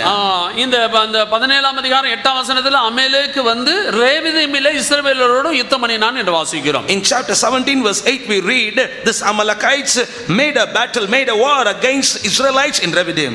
ரெவிதீம் என்று சொல்லப்பட்ட அந்த ரெவிதீம் சொன்னா இளைப்பாறுகிற ஒரு இடம். Rephidim means a resting place. ஆறுதலான இளைப்பாறுதலான ஒரு இடம். It is a place of rest. இந்த வல்லமை யாரெல்லாம் இளைப்பாறுதலாக ஆறுதலாக இருக்கிறார்களோ அவளை விட மாட்டான். இளைப்பாறுதலை கெடுக்கிற வல்லமை தான் இந்த அமலேக வல்லமை. This is the Amalek, the spirit of Amalek is he will not let anybody to remain rest. இந்த வல்லமை எதிர்த்த போது தேவன் என்ன சொன்னார்? When this power resisted, what did God say?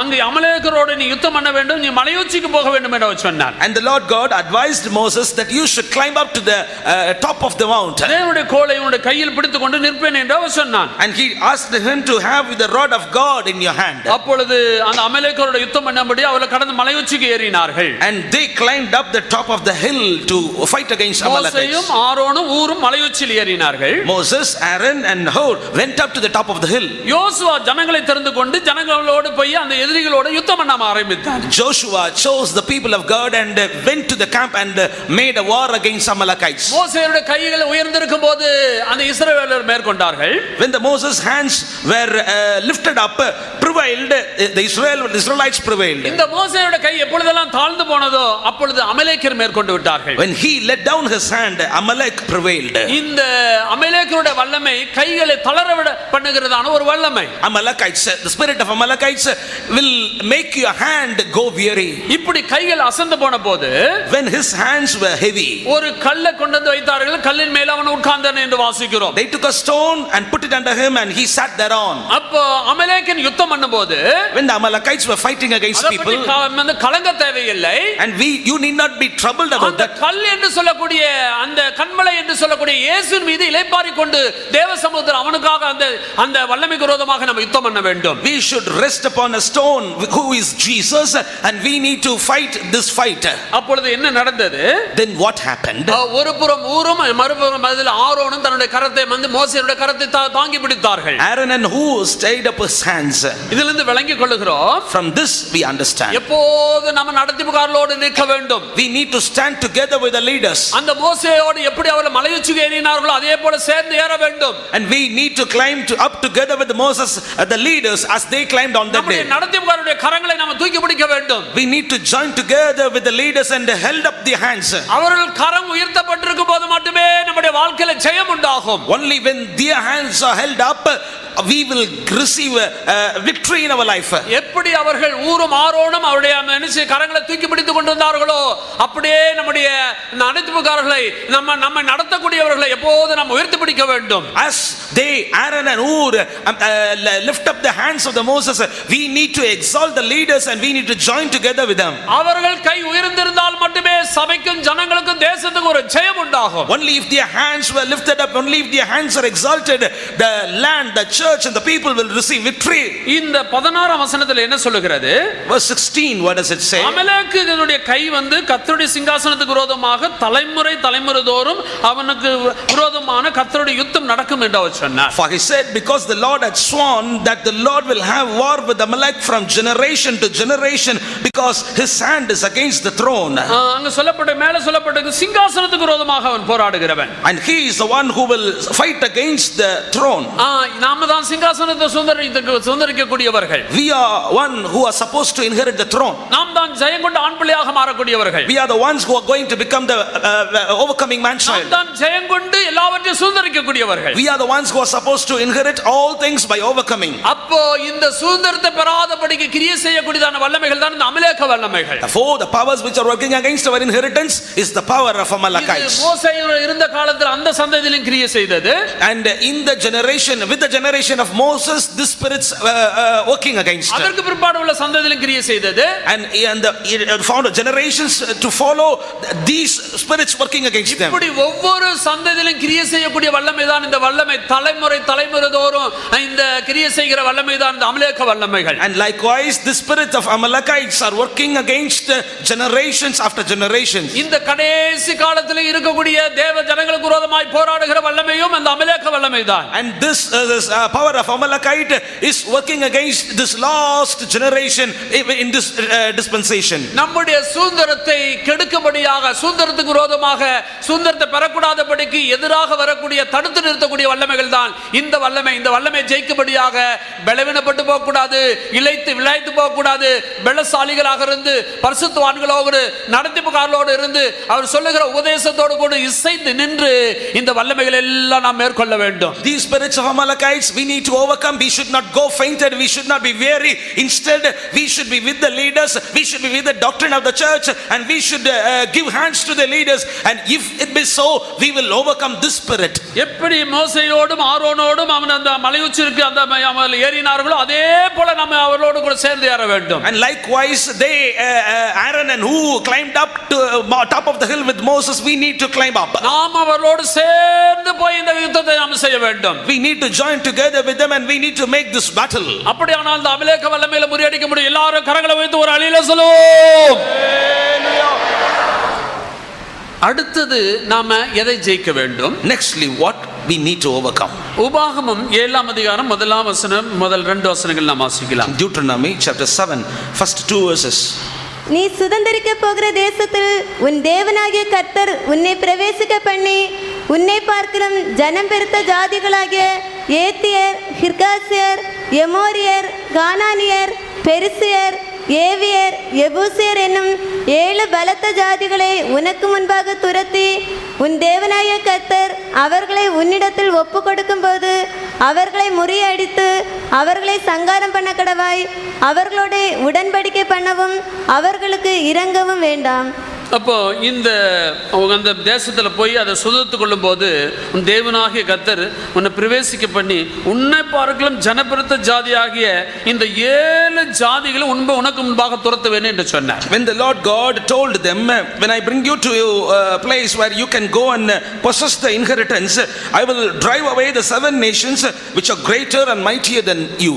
அப்போ உன்னை பார்க்கலாம் அங்கு சொல்லப்பட்டிருக்கிறது ஜனபெருத்த ஜாதியாகிய இந்த 7 ஜாதிகளை நான் துரத்தி விடுவேன். The Lord told them, I will cast out the 7 nations which are greater and mightier than thou. அப்பொழுது நான் அவர்களை உன் கையில் ஒப்பு கொடுக்கும்போது, then when I surrender themselves in your hands, அதை முறியடிக்க வேண்டும். you need to smite them. அவைகளை சங்காரம் பண்ண வேண்டும். you need to destroy them. அவர்களோடு நீ உடன்படிக்கவும் பண்ண வேண்டாம், இரங்கவும் வேண்டாம் என்று சொன்னார். thou shalt make no covenant with them nor show mercy unto them. சில வேளையிலே இந்த ஜாதிகளோடு நாம சமரசம் பண்ணி விடுகிறோம். at times we compromise with these nations. இதோடு கூட நாம் சமரசம் பண்ண கூடாது, உடன்படிக்கப்பட கூடாது, இரங்கவும் கூடாது. இல்ல இரக்கம் வைக்காமல் இந்த ஜாதிகளை நாம் சங்காரம் பண்ண வேண்டும், அழிக்க வேண்டும். we should not compromise with these nations, we should not make any covenant with them, we should not show any mercy to them, we must destroy them completely. அப்ப அந்த 7 ஜாதிகள் என்று சொன்னால் ஏதோ 7 ஜாதிகள் பெரிய ஜாதி இருக்கிறது என்று நினைத்துக் கொள்ள வேண்டாம். அவர்கள் எழுத்தின்படியே அவர்கள் 7 பலத்த ஜாதிகள் இருந்தார்கள். 7 nations means literally there were strong and mighty 7 nations were there. அப்போ இந்த 7 ஜாதிகள் என்று சொல்லுகிறது நமக்குள்ள இருக்கிறதான 7 வகையான தன்மைகளை காட்டுகிறது. These 7 nations speak about the 7 characters that are working against us within us. இந்த ஐம்புலன் இருக்கிறது, இந்த 5 அவயங்கள், The 5 organs of our body. அது மாத்திரம் இல்ல, நம்முடைய ஆவி இருக்கிறது, ஆத்மா இருக்கிறது. And after that our spirit, our soul. நம்முடைய ஆவியில ஒரு மனம் இருக்கிறதே, இந்த மனம், இந்த தாட்ஸ், இந்த எண்ணங்கள் இருக்கிறது, இந்த எண்ணங்கள் இருக்கிற வல்லமைகளோடு நம்ம சமரசம் பண்ண கூடாது, அதை துரத்த வேண்டும், அதை சங்காரம் பண்ண வேண்டும். In our spirit we find mind. In our mind we have thoughts and imagination. We should not compromise with these powers. ஆத்மா இருக்கிறது, இருதயத்தில் பலவிதமான வாஞ்சைகள், விருப்பங்கள் நமக்கு உண்டாகிறது. We have a soul in that heart that desires. We should not compromise with it. இந்த தவறான விருப்பங்கள், வாஞ்சைகள் எல்லாம் நாம் முறியடிக்க வேண்டும், காம்ப்ரமைஸ் பண்ண கூடாது, அதை நாம் சங்காரம் பண்ண வேண்டும். All the wrong desires and affections, we should not compromise with them. We should destroy them, smite them. இந்த ஐம்புலன் இருக்கிற மெய், வாய், கண், மூக்கு, செவி என்று எல்லாருக்கும் தெரியும். And 5 organs of body we all know: ears, nose, eyes and the senses.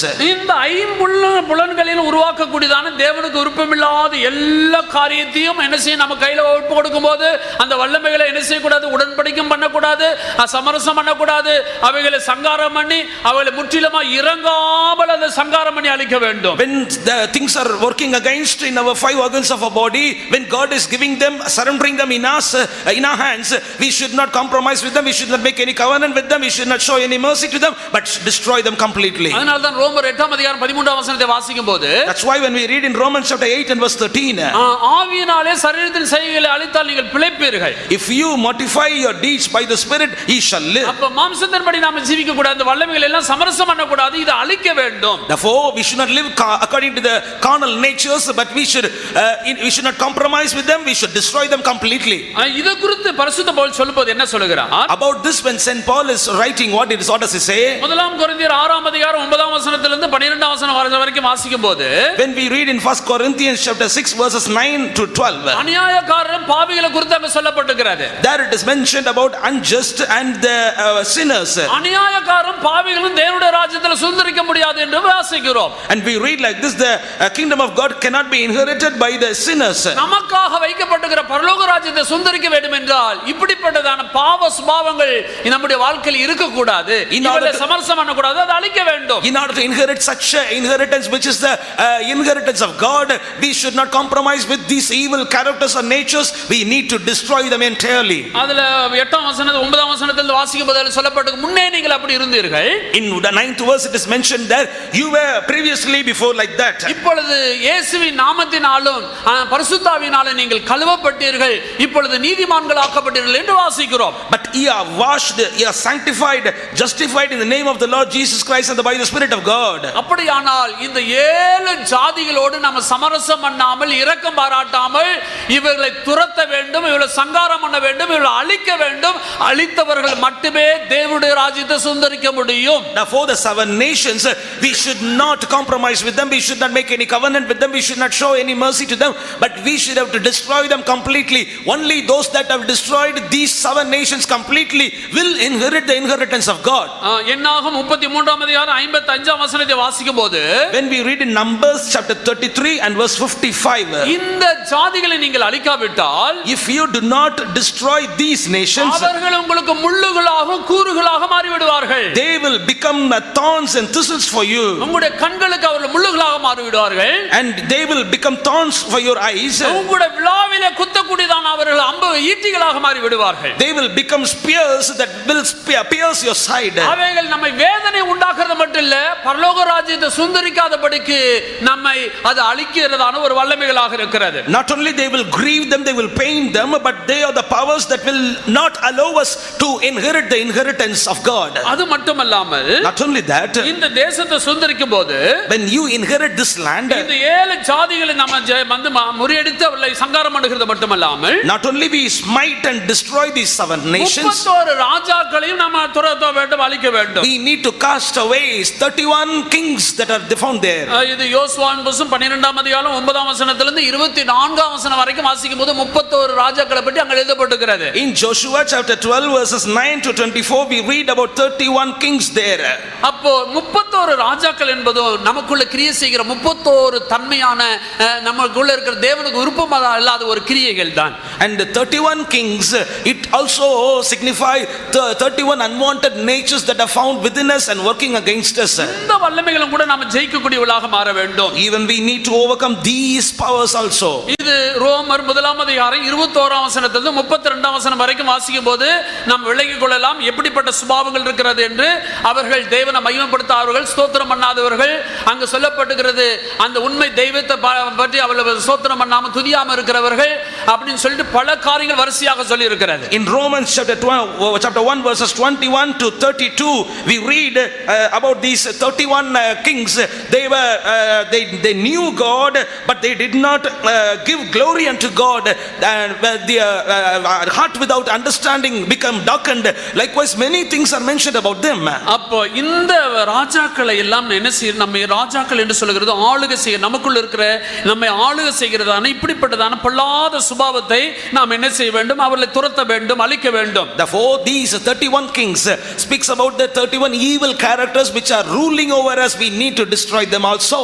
இதெல்லாம் நாம் ஜெயித்த பிற்பாடு தான் நமக்கு அந்த சுதந்திரங்கள் கொடுக்கப்படுகிறது. Only when we overcome all these things that inheritance will be given unto us. அப்ப பாருங்க அந்த 29ஆம் வசனத்திலிருந்து பல காரியங்கள் சொல்லப்படுகிறது. 32 வசனம் வரைக்கும் பல சுபாவங்களை பற்றி சொல்லப்படுகிறது. From verses 29 to 32 many evil natures are mentioned there. அதனால அந்த 21ஆம் வசனத்திலிருந்து பல காரியங்கள் சொல்லப்படுகிறது. 31 சுபாவங்களை பற்றி சொல்லப்படுகிறது. From verses 21 to 32 we can find 31 different evil natures that are working in man. ஆகையால இந்த 7 ஜாதிகளை நாம முறியடிக்கிறது, சங்காரம் பண்ணுகிறது மட்டுமல்லாமல் இந்த 31 ராஜாக்களை நாம துரத்த வேண்டும். Not only destroying the 7 nations, we need to drive away, cast away the 31 kings from us. எப்பொழுது இவைகளை எல்லாம் நாம் மேற்கொள்ள முடியும்? When can we overcome these things?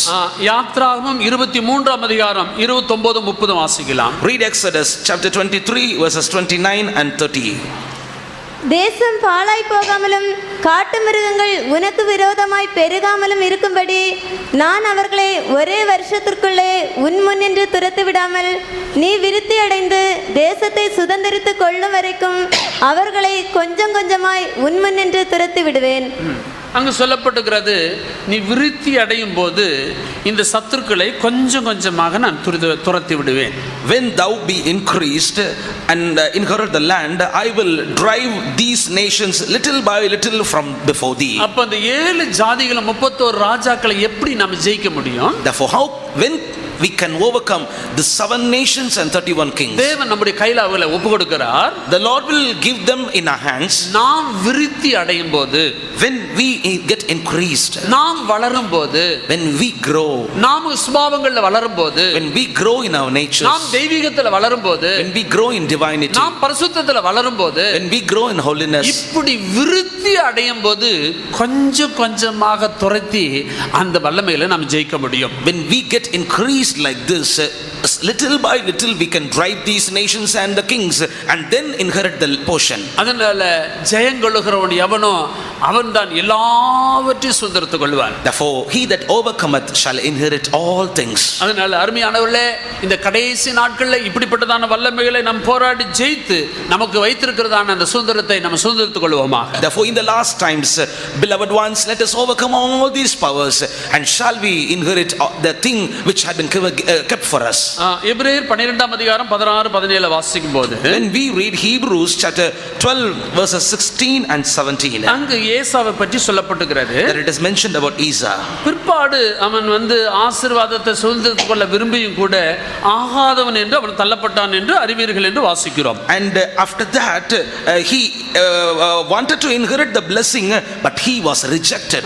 அவன் கண்ணீர் விட்டு கவலையோடு தேடியும் கூட மனம் மாறுதலை அவன் காணாமல் போனான். For he found no place of repentance though he sought it carefully with tears. இது ஆவியானவர் நமக்கு அப்படியாக எழுதி வைத்திருக்கிறார். This had been written by the Spirit of God for our sake. மேல கீழே உள்ள வசனங்கள் நம்ம வாசிக்கும் போது when we read the verses above, யாவரோடும் சமாதானமாயிருங்கள், பரிசுத்தம் இல்லாமல் ஒருவனும் தேவனை தரிசிப்பது இல்லையே என்று வாசிக்கிறோம். follow peace with all men and holiness, without which no man shall see the Lord, we read. இந்த ரெண்டு காரியங்களையும் சொன்ன பிற்பாடு After telling these two things, யாதொரு கசப்பான வேறு முளைத்தெலும்பி உங்களுடைய கிருபையை இழந்து போகாதபடிக்கு அப்படின்னு வாசிக்கிறோம். and we read like this, that you may not lose the grace of God, lest any root of bitterness spring up and trouble you. கசப்பான வேர் நமக்கு உள்ள முளைக்கும் போது, when the root of bitterness is springing up inside you, தேவனுடைய கிருபை ஆசீர்வாதங்களை நம்ம இழந்து போகிறோம். we may lose the blessings of God and the grace of God. இத குறித்து தான் ஆவியானவர் சொல்கிறார், யாவரோடு சமாதானமாக இருக்கும், பரிசுத்தம் உள்ளவர்களாக இருக்க வேண்டும் என்று சொல்லப்படுகிறது. பரிசுத்தம் இல்லாமல் சமாதானம் இல்லாமல் ஒருவனும் தரிசிப்பது இல்லையே. about which the Holy Spirit says, follow peace with all men and holiness, without peace and holiness no man shall see the Lord. அது கீழே இது சொன்ன பிற்பாடு, and telling all these things following, ஒருவேளை போஜனத்துக்காக தன்னுடைய சேஷ்ட புத்திர பாகத்தை விற்று போட்டு வேசி கள்ளனாகி ஏசாவை போல இராதபடிக்கு எச்சரிக்கையாயிருங்கள். lest there be any fornicator of profane person as Esau, who for one morsel of meat sold his birthright. அப்ப அந்த ஏசாவுக்குள்ள ரெண்டு காரியங்கள் இருந்திருக்கு. Therefore two things were found in Esau. ஒன்னு கசப்பான வேறு, one is root of bitterness. சமாதானம் இல்லாமல் அவன் யாக்கோபோடு அப்படி இருந்து வாழ்ந்து கொண்டிருந்தான். without peace he led his life with Jacob. இன்னொன்னு மாம்ச பசிக்காக, ஒருவேளை போஜனத்துக்காக இந்த மாம்ச பசி அவன் போக்கிக் கொண்டான். அதை குறித்து வேதம் சொல்லுகிறது வேசிக்கல்லன். and for the hunger which was found in his flesh, he sold his birthright, about which the Bible says that is an adultery. எத்தனை பேர் அந்த கசப்பான வேறு இல்லாமல் யாவரோடு சமாதானமாக இருக்கிறீர்கள்? how many of you are in peace without any root of bitterness in you? எத்தனை பேர் பரிசுத்தமாக வாழ்ந்து கொண்டிருக்கிறீர்கள்? how many of you can say that you lead a holy life? அப்ப அங்க சொல்லப்படுகிறது, யாவரோடு சமாதானமா இருக்கும், பரிசுத்தமுள்ளவர்களாக இருக்கும் நாடுங்கள், பரிசுத்தம் இல்லாமல் ஒருவனும் தரிசிப்பது இல்லையே. there is mentioned, follow peace with all men and holiness, because without holiness no man shall see the Lord. எப்படி சமாதானம் இல்லாமல் தரிசிக்க முடியும்? how can you see the Lord without peace in you? எப்படி பரிசுத்தம் இல்லாமல் தேவனை தரிசிக்க முடியும்? how can you see the Lord without holiness? பிற்பாடு அவன் ஆசீர்வாதத்தை சுதந்திரத்துக் கொள்ள வேண்டும் என்று அவன் விரும்பியும் கூட அவன் அதை பெறாமல் போய்விட்டான். after that, when he wanted to inherit the inheritance, he was not supposed to inherit it. ஆசீர்வாதத்தை சுதந்திரத்துக் கொள்ள விரும்பியும் கூட அவன் ஆகாதவன் என்று தள்ளப்பட்டு, ஆகையினால் அருமையானவர்களே, இப்படிப்பட்ட காரியங்கள் இருந்து நம்ம தள்ளப்பட்டு போய்விடக் கூடாது, எச்சரிக்கையாக இருக்க வேண்டும். ஆவியானவர் எழுதி வைத்திருக்கிறார், கடைசி நாட்கள் இப்படிப்பட்டதான வல்லமைகள் நம்முடைய சுதந்திரத்தை இழக்க செய்யும். இப்படிப்பட்ட காரியங்களை விட்டு நாம் வெளியே வர வேண்டும். and he wanted to inherit the inheritance, but he was rejected. beloved ones, therefore take heed, Spirit of God is speaking unto us, we should have peace and holiness within us. அடுத்தது nextly, லூக்கா 10 அதிகாரம் 25 வசனத்தை வாசிக்கும் போது, when we read Luke chapter 10 and verse 25, ஒரு நியாயாசிரி ஒருவன் இயேசுவிடத்தில் சோதிக்கும்படியாக இப்படியாக ஒரு கேள்வி கேட்டான். a man came unto Jesus to try him. he asked, put forth a question like this, நான் நித்திய ஜீவனை பெற்றுக்கொள்வதற்கு நான் என்ன செய்ய வேண்டும் என்று அவன் கேட்டுக்கொண்டான். and he asked unto him, Master, what shall I do to inherit the eternal life? அவன் சொன்னார், நியாயப்பிரமாணத்தை கைக்கொள்ள வேண்டும் என்று சொன்னார். and the Lord told unto him, you should have to keep the law. அதை சொல்லிட்டு அவர் என்ன சொன்னாரு? telling that, after that what did he say? உன் தேவனாகிய கர்த்தரிடத்தில் முழு இருதயத்தோடு, முழு ஆத்மாவோடு, முழு பலத்தோடு, முழு மனதோடும் அவரிடத்தில் அன்பு கூற வேண்டும். thou shalt love the Lord thy God with all thy heart, with all thy soul, with all thy strength, and with all thy mind. உன்னிடத்தில் அன்பு கூறுகிறது போல பிறனிடத்திலும் அன்பு கூற வேண்டும் என்று அந்த ஒரு வார்த்தையை சொன்னார். and there he mentioned another word, love thy neighbor as thyself. இதற்குள்ள எல்லா நியாயப்பிரமாணங்களும் தீர்க்க தரிசனங்களும் அடங்கி இருக்கிறது. and in this every other law and the prophecies are indexed. அப்ப நித்தியத்தை சுதந்திரத்துக் கொள்ள வேண்டும் என்றால், therefore in order to inherit the eternal life, தேவன் சொன்னதான இந்த ராஜரீக பிரமாணங்களை கைக்கொள்ள வேண்டும். we need to keep this royal laws which God has given us. இந்த பிரமாணங்களை அங்க சொல்லப்படுகிறது, முழு ஆத்மாவோடு, முழு பலத்தோடு, முழு சிந்தையோடு அவன் அன்பு கூற வேண்டும். here it is mentioned, he need to love God with all his heart, with all his soul, with all his strength, and with all his mind. இது சொன்ன பிற்பாடு அடுத்து ஒரு காரியத்தை அவர் சொன்னார். after telling this, another thing he added, இவன் நினைச்சா தன்னை நீதிமான் என்று காட்டிக்கொள்ளும்படியாக அவன் அப்படி அங்க சொல்லப்பட்ட பிறன் யார் என்று அவன் கேட்டான். and to show forth that he is just, he asked, who is my neighbor? பிறன் சொன்னது என்ன? பிறனிடத்தில் அன்பு கூறன் பிறன் சொன்னா என்னன்னு கேட்டார். and he asked unto Jesus, who is my neighbor? அப்பொழுது அங்க ஒரு சம்பவம் சொல்லப்படுகிறது. there it is mentioned, mentioned narrated an incident. ஒரு மனுஷன் எருசலேமிலிருந்து எரிகோவுக்கு அவன் புறப்பட்டு போகும்போது Certain man went down from Jerusalem to Jericho, கள்ளர் கையில் அவன் அகப்பட்டான். fell among thieves, அவனை வஸ்திரத்தை உரிந்து கொண்டு stripped him of his அவனுடைய raiment, உடைமைகள் எல்லாம் உரிந்து கொண்டு took him all his அவனை substances, காயப்படுத்தி குற்றூராக விட்டு போனார்கள். wounded him, departed, leaving him half dead. அங்கு ஒரு ஆசாரியனும் ஒரு லேவியனும் கடந்து வந்தான். By chance, certain priest and Levite passed by, ரெண்டு பேரும் விலகி போய் விட்டார்கள். and they both passed by. அதற்கு பிற்பாடு ஒரு புறஜாதியான ஒரு சமாரியன் கடந்து வந்தான். And after that, a certain Samaritan came on that way. அப்பொழுது அவனை பார்த்து மனதுருகி அவனுடைய காயங்களை கட்டி எண்ணெயும் திராட்சை ரசம் வார்த்து அவனுடைய காயங்களை எல்லாம் கட்டி சுய வாகனத்தின் மேலே ஏற்றி தன்னுடைய சத்திரத்தில் கொண்டு போய் அவன் பராமரித்தான் என்று வாசிக்கிறோம். When he saw him, had compassion on him, went to him, bound up his wounds, pouring in oil and wine, set him on his own beast,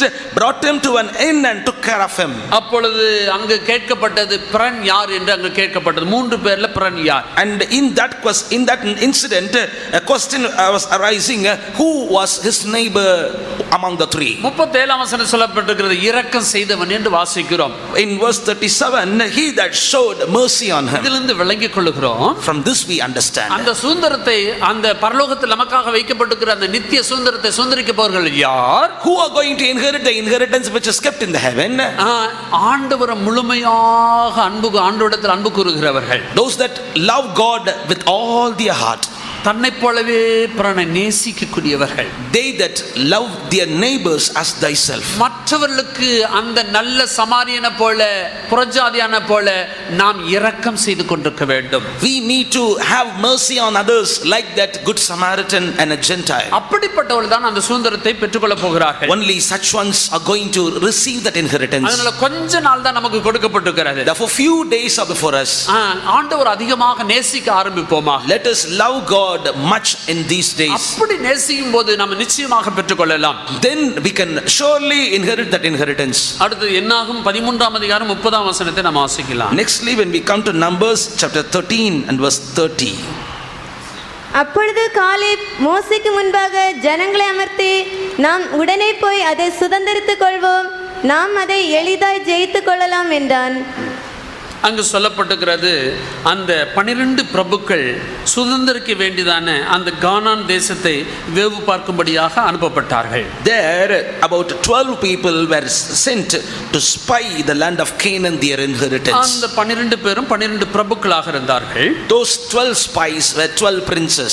அப்ப போய் அதை பார்த்து விட்டு அவர்கள் வந்து பார்த்து அவர் எளிதாக சுதந்திரித்துக் கொள்ளலாம் என்று அவர் சொன்னார்கள். And they replied like this, that we can easily inherit that land. இவர்கள் போய் பார்த்து வந்த தேசத்தை பார்த்து ரொம்ப எளிதாக சுதந்திரித்துக் கொள்ளலாம் என்று சொன்னார்கள். They told, we will easily inherit that possession. எளிதாக ஜெயித்துக் கொள்ளலாம், எதில் எளிதாக பெற்றுக் கொள்ளலாம் என்று அவர் சொன்னார்கள். And they told, let us go up at once and possess it, because it is very easy.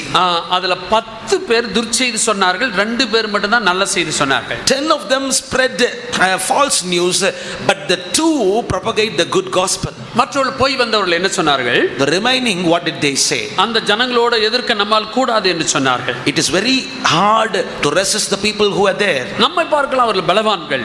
They are stronger than us. சுற்றி பார்த்தான தேசம் வந்து குடிகளை பட்சிக்கிற வாங்க சொல்லப்படுகிறது, தேசம் தன் குடிகளை பட்சிக்கிற தேசம் என்று அவர் சொன்னார்கள். It is a land that eateth up the inhabitants thereof. ஜனங்கள் எல்லாரும் வந்து மிகவும் பெரிய ஆட்கள்.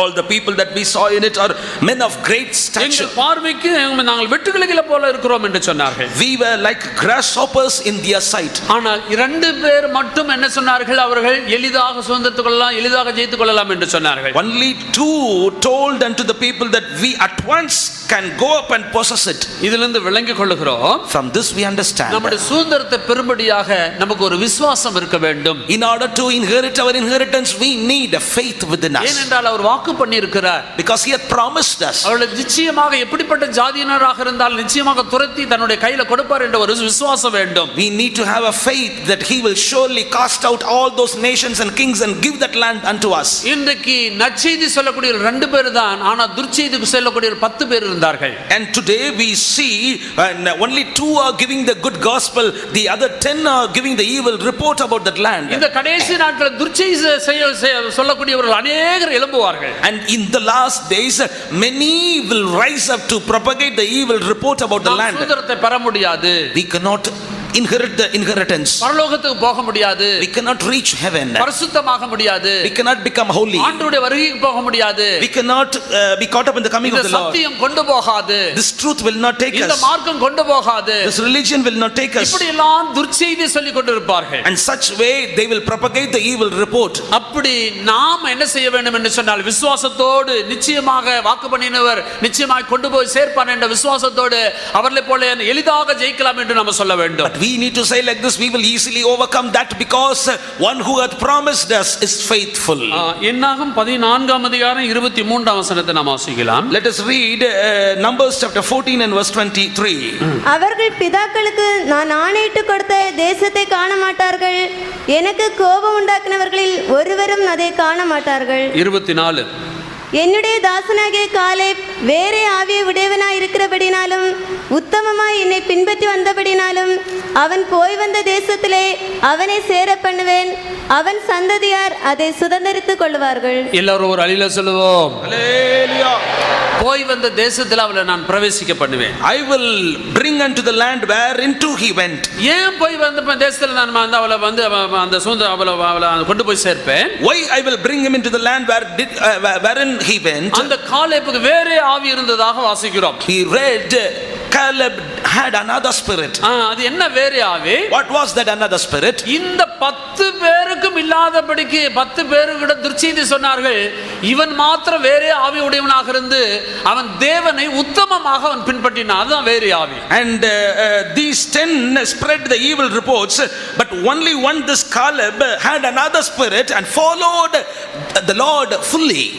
அங்க சொல்லப்படுறோம், அங்க சொல்ல fully சொல்லுங்க, முழுமையாய் ஆண்டவரை பின்பற்றினான். In English it is given as fully, but it means he totally followed the Lord. அதனால இந்த சுதந்திரத்தை பெறக்கூடியவர்களெல்லாம் வேறு ஆவி, காலேபு போல வேறு ஆவியுடையவர்களாக மாற வேண்டும். Therefore those that are going to inherit this inheritance, we should have another spirit like Caleb had. உத்தமமாக நம்முடைய ஆண்டவரை பின்பற்றக்கூடியவர்களாக மாற வேண்டும். We need to become like people who are following our Lord fully. உத்தமமாக இந்த மார்க்கத்தை, இந்த சத்தியத்தை, இந்த உபதேசத்தை பின்பற்றக்கூடியவர்களாக மாற வேண்டும். We need to be like people who are following this truth, following our Lord uprightly. இப்படி உத்தமமாக ஜீவிக்க கூடியதான அந்த ஆட்களை தான் போய் வந்த தேசத்துல நான் அவளை கொண்டு போவேன் என்று அவர் சொன்னார். The Lord says only those who are following us upright, following God uprightly will be taken into that position. அதனால நம்ம எல்லாரும் இப்படிப்பட்ட ஒரு தீர்மானம் பண்ண வேண்டும். காலேபு போல எனக்கு வேறு ஆவி, மற்றவர்கள் எல்லாம் துர்ச்செய்தி சொன்னாலும் எனக்கு வேறு ஆவி இருக்கிறது, நான் உத்தமமா இதுவரைக்கும் பின்பற்றி வந்தேன்,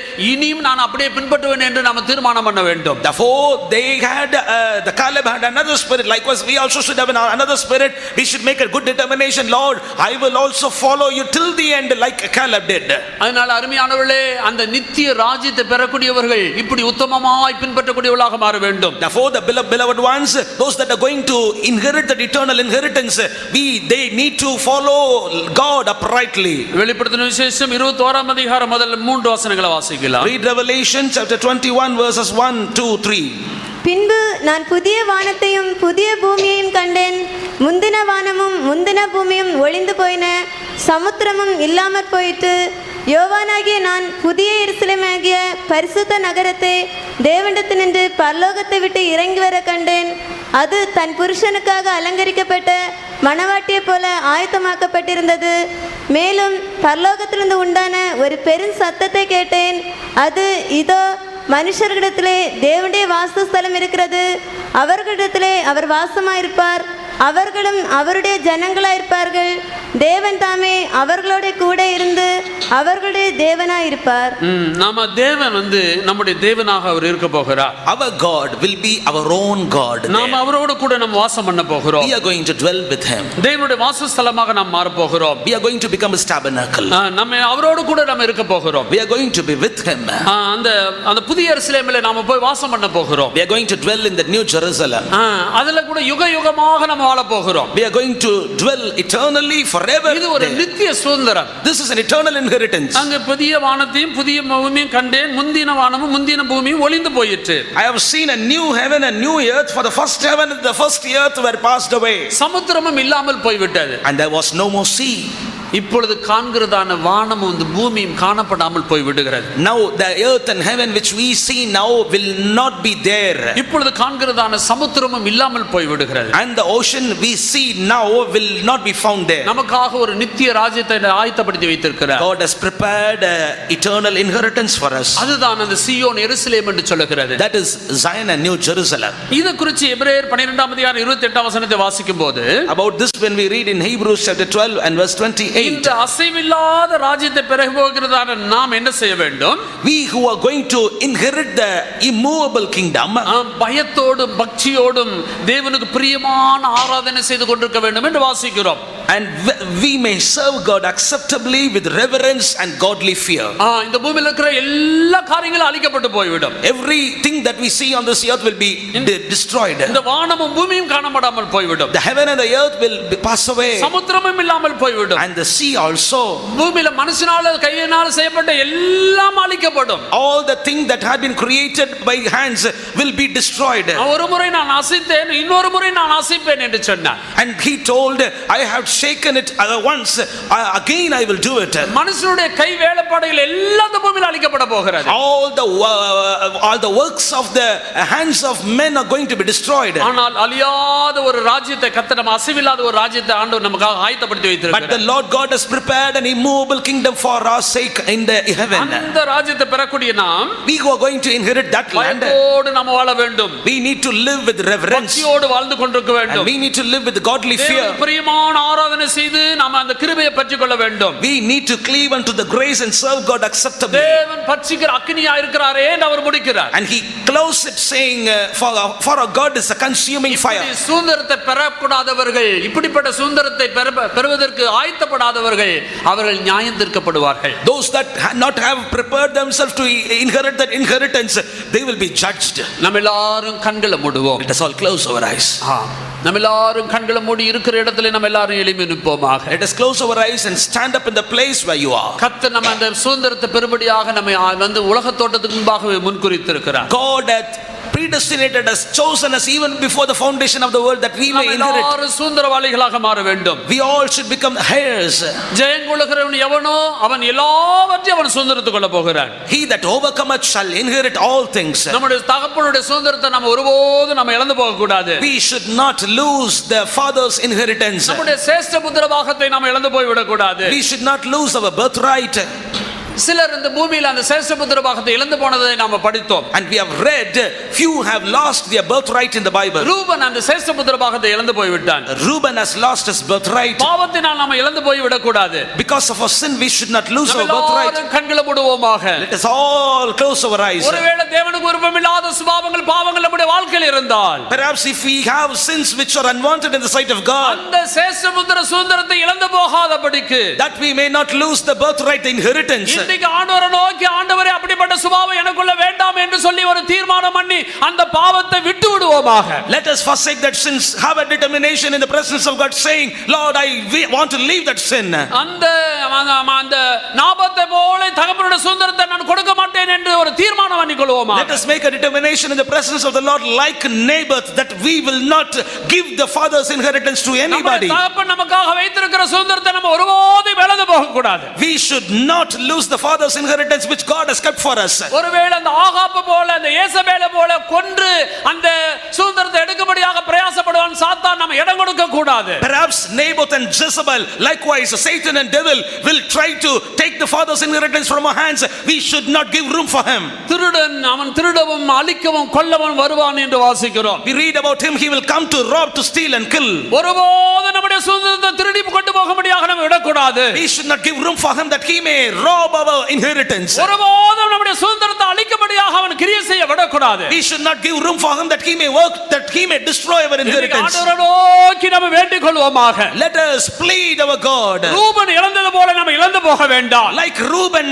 lost it, we should not lose it. ஏசா இழந்தது போல நம்ம இழந்து போக வேண்டாம். Like Asa lost it, we should not lose it. இன்றைக்கு ஆண்டவரை நோக்கி, ஆண்டவரே என்னுடைய சுதந்திரத்தை தாரும் என்று வேண்டிக் கொள்வோமாக. Let us cry unto the Lord asking like this, Lord, Lord, let us receive that inheritance. ஓ அந்த ஏசா இழந்தது போல நான் இழந்து போக வேண்டாம். Lord, I should not lose like Esau lost it. யாரோடு சமாதானமாய் இருக்கும்படியாக விரும்புகிறேன். I want to have peace with all.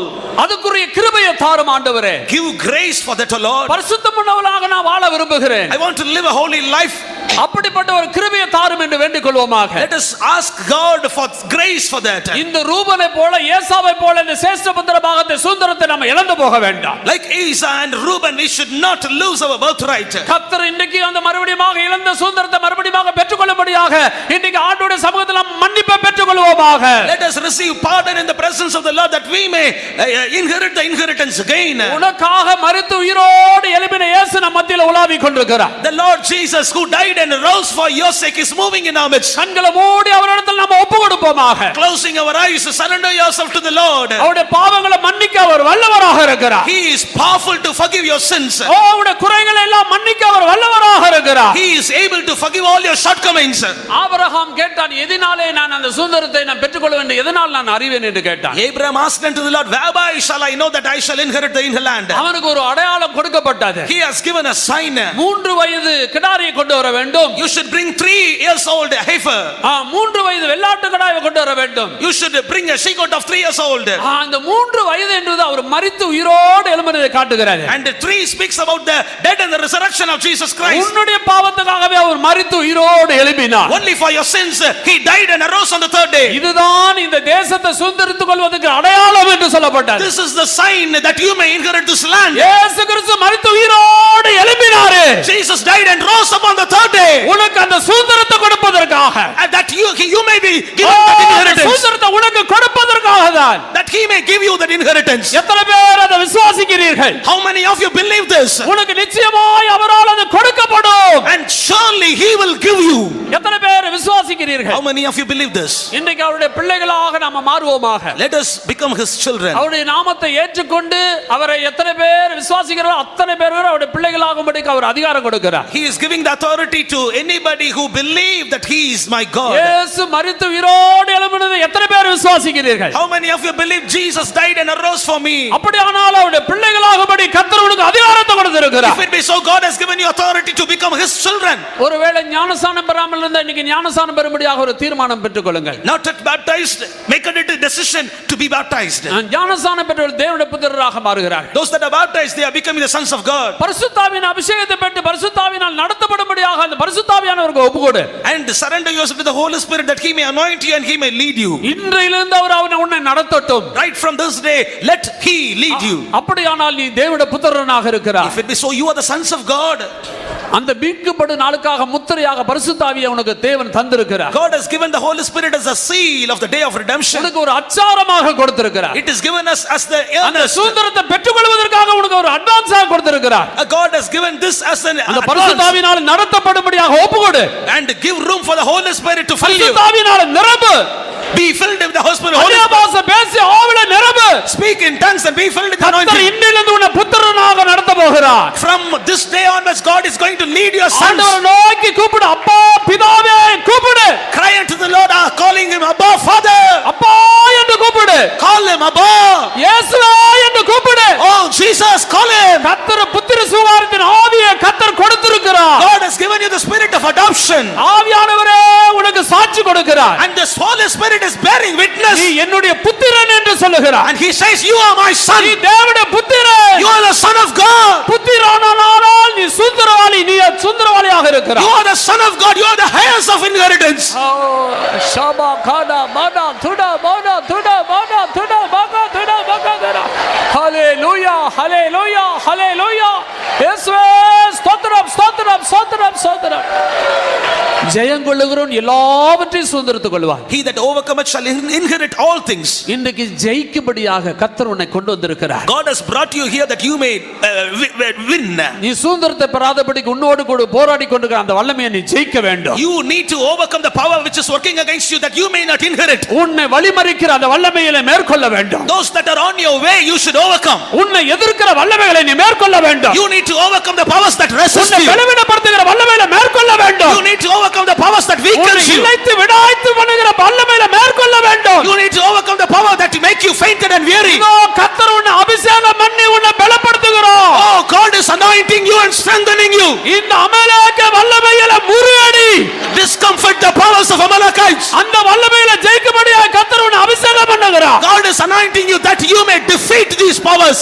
எப்பொழுது உன்னை மேற்கொள்ள வருவார்? When he can overcome you. இளைத்திருக்கும் போது, When you are weary. விடாய்த்திருக்கும் போது, When you are fainted. சோர்ந்திருக்கும் போது, When you are weak. பலவீனப்படும் போது, When you are feeble. அவன் உன்னை மேற்கொள்ள வருவார். He will come to overcome you. கர்த்தர் உன்னை பலப்படுத்தும்படியாக Behold, to strengthen you. பரிசுத்தாவின் அபிஷேகத்தை தந்திருக்கிறார். He has given you anointing of the Holy Spirit. பேசு, Speak in tongues. ஆவில நிரம்பு, Be filled in the Spirit. பலப்பட்ட அந்த வல்லமைகளை முறியடிப்பாயாக. Be strengthened and destroy those powers.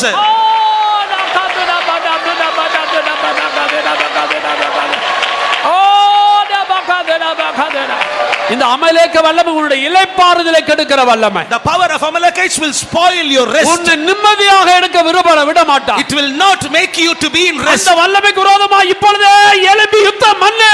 Right now rise up and defeat that power. உன்னுடைய நடத்திப்புக்காரர்களோடு சேர்ந்து நில்லு. Join together with your leaders.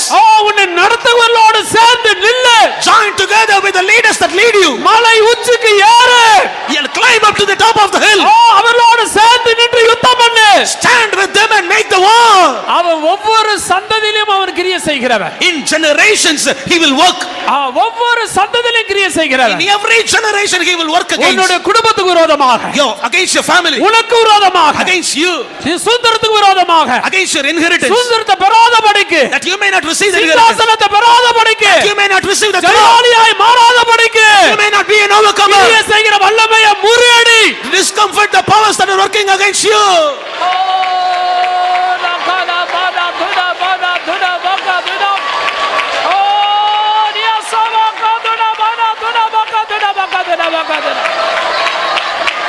இந்த 7 ஜாதிகளோடு சமரசம் பண்ண வேண்டாம். Do not compromise with the 7 nations. சரீரத்தின் செய்கைகளை நீ அழித்து விடு. You should forget completely. சங்காரம் பண்ணு. You should have to cut this. இரக்கம் பாராட்ட வேண்டாம். Do not show mercy to them. விருப்பமில்லாத சுபாவங்களை இன்றைக்கே அழித்து விடு. Unwanted characters, destroy them right now. ஆவியினாலே சரீரத்தின் செய்கைகளை அழித்து போடு. And by the Spirit destroy the mortify the deeds of your body. ஆவியில நிரம்பு. And be filled in the Spirit of God. அந்தகார வல்லமையில முறியடி. And destroy the powers of darkness. ஆவியில சங்காரம் பண்ணு. Be filled in the Spirit of God and destroy. உனக்கு ஜெயத்தை கொடுக்கிறார். God is commanding you victory.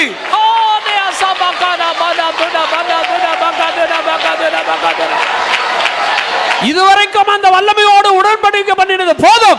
It is enough making covenant hitherto with those powers. அந்த வல்லமைகளுக்கு இறங்க வேண்டாம். Do not show mercy. இந்த வைராக்கியத்தோடு எழும்பி அவனை முறியடி. Arise and discomfort and smite them with zeal. அவனை சங்காரம் பண்ணிவிடு. Smite him totally.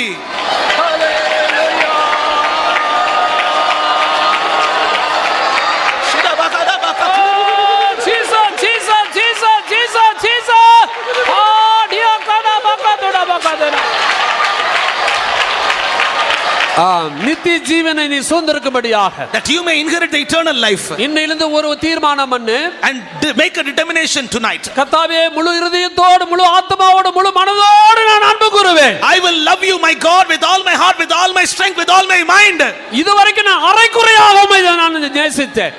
Hitherto I loved you halfway. இன்றிலிருந்து முழுமையாய் நேசிக்க உதவி செய்யும் என்று வேண்டிக் கொள்வோம். Lord, help me that I may love you with all my strength. என்னை போலவே பிறனை நேசிக்கக்கூடிய ஒரு இருதயம் எனக்கு உண்டாகட்டும். Lord, give me a heart that I may love others like me. நானும் இரக்கம் செய்யட்டும். I will also show mercy to others. மற்றவர்களுக்கு நன்மை செய்யட்டும். Let me love others. இது ஒரு அபிஷேகத்தை தாரும் என்று வேண்டிக் கொள்வாயா. Give me an anointing for that, O Lord. கர்த்தர் உன்னை அபிஷேகம் பண்ண போகிறார். God is going to anoint you right now. இப்படி ஆண்டவரை நேசிக்காமல் போனால், if you are not loving your Lord, மற்றவர்களுக்கு இரக்கம் செய்யாமல் போனால், if you are not mercy others, அந்த நித்திய ஜீவனை நீ சுதந்தரிக்க முடியாது. you cannot inherit the eternal life. அப்போ நான் முழு இதயத்தோடு நேசிக்கிறேன் என்று சொல்லுங்கள். Say, Father, I love you with all my heart, முழு ஆத்மாவோடு, with all my soul, முழு மனதோடு, with all my mind. உம்மை நேசிக்கிறேன் என்று தீர்மானம் பண்ணு. Determination that I will love you, God. அப்படியானால் நிச்சயமாக நீ ஆண்டவர் வைத்திருக்கிற அந்த சுதந்திரத்தை சுதந்திரித்துக் கொள்வா. If it be so, you shall surely inherit the portion which God has kept for you. எத்தனையோ துர்ச்செய்திகள் இந்த பூமியில் உண்டாகி கொண்டிருக்கிறது. Many evil reports are found in this world. அவைகளுக்கு எல்லாம் செவி கொடுக்க வேண்டாம். Do not hearken to those things. உன்னில் இருக்கிற தேவன் பெரியவர். The God who is in you is greater. உன் தேவன் பெரியவர். He that is in you is நீ greater. போய் வந்த தேசத்தில் உன்னை கொண்டு போய் சேர்ப்பார். He will take you to the land whereinto he went. எத்தனை பேருக்கு விசுவாசம் இருக்கிறது? How many of you have the faith? போய் வந்த தேசத்தில் உன்னை பிரவேசிக்க செய்வேன். I will make you to reach the land whereinto you went. இன்றிலிருந்து காலேப்பை போல வேறே ஆவி உனக்கு இருக்கட்டும். Let you have another spirit like Caleb. ஆண்டவரை உத்தமமாக பின்பற்றினது போல நீ பின்பற்றுவாயாக. You follow God fully like Caleb. இயேசுவை பின்பற்று. Let us follow Jesus. உபதேசத்தை பின்பற்று. Follow the doctrine. உன்னுடைய தேவனை பின்பற்று. Follow your God. உத்தமமாய் பின்பற்றுவாயானால் If you follow him uprightly, போய் வந்த தேசத்தில் உன்னை பிரவேசிக்க பண்ணுவேன் என்று கர்த்தர் சொல்லுகிறார். God says, I will make you to enter into the land. கரங்களை தட்டி ஆண்டவரை மகிமைப்படுத்துங்கள். Clap your hands and glorify God. ஆவியிலே நிரம்பி அந்நிய பாஷை பேசி சந்தோஷப்படுங்கள். Be filled in the spirit of God, speak in tongues and be merry in his presence. ஹல்லேலூயா ஹல்லேலூயா ஹல்லேலூயா ஹல்லேலூயா. நீ பெறப்போகிற ராஜ்யம் அசைவில்லாத ராஜ்யம். The kingdom which you are going to inherit is immovable kingdom. இந்த பூமி அழிந்து போக போகிறது. And the earth is going to be passed இந்த away. ராஜ்யம் அழிய போகிறது. Kingdom is going to be destroyed. உன் அழிவில்லாத ராஜ்யத்துக்காக உலக தோற்றத்துக்கு முன்பாகவே உன்னை முன்குறித்து விட்டார். God has predestinated you that you may be the inheritor of inheritance. பயத்தோடு பக்தியோடு கர்த்தருக்கு ஆராதனை செய். And worship, serve God with reverence and godly fear. ஆண்டவர் பட்சிக்கிற அக்கினியா இருக்கிறாரே. God is a consuming fire. இப்பொழுதே ஆண்டவரை ஆராதி.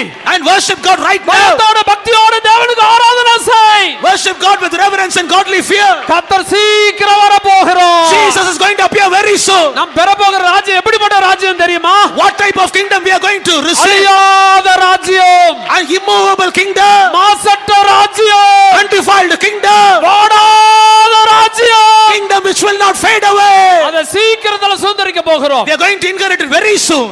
அன்பு கூறுவே இன்னும் அதிகமாய் ஆராதிப்பே இன்னும் ஆர்வமாய் ஓ அன்பு கூறுவே இன்னும் அதிகமாய் ஆராதிப்பே இன்னும் ஆர்வமாய் முழு உள்ளத்தோடு ஆராதிப்பே முழு பலத்தோடு அன்பு கூறுவே ஆராதிப்பேன் ஆராதிப்பேன் ஆராதிப்பேன் ஆராதிப்பேன் ஆராதிப்பேன் ஆராதிப்பேன் ஆராதிப்பேன் ஆராதிப்பேன் அன்பு கூறுவே இன்னும் அதிகமாய் ஆராதிப்பேன் இன்னும் ஆவலாய் அன்பு கூறுவே இன்னும் அதிகமாய் ஆராதிப்பேன் இன்னும் ஆவலாய் அன்பு கூறுவே இன்னும் அதிகமாய் ஆராதிப்பேன் இன்னும் ஆர்வமாய் அன்பு கூறுவே இன்னும் அதிகமாய் ஆராதிப்பேன் இன்னும் ஆவலாய் அன்பு கூறுவேன் இன்னும் அதிகமாய்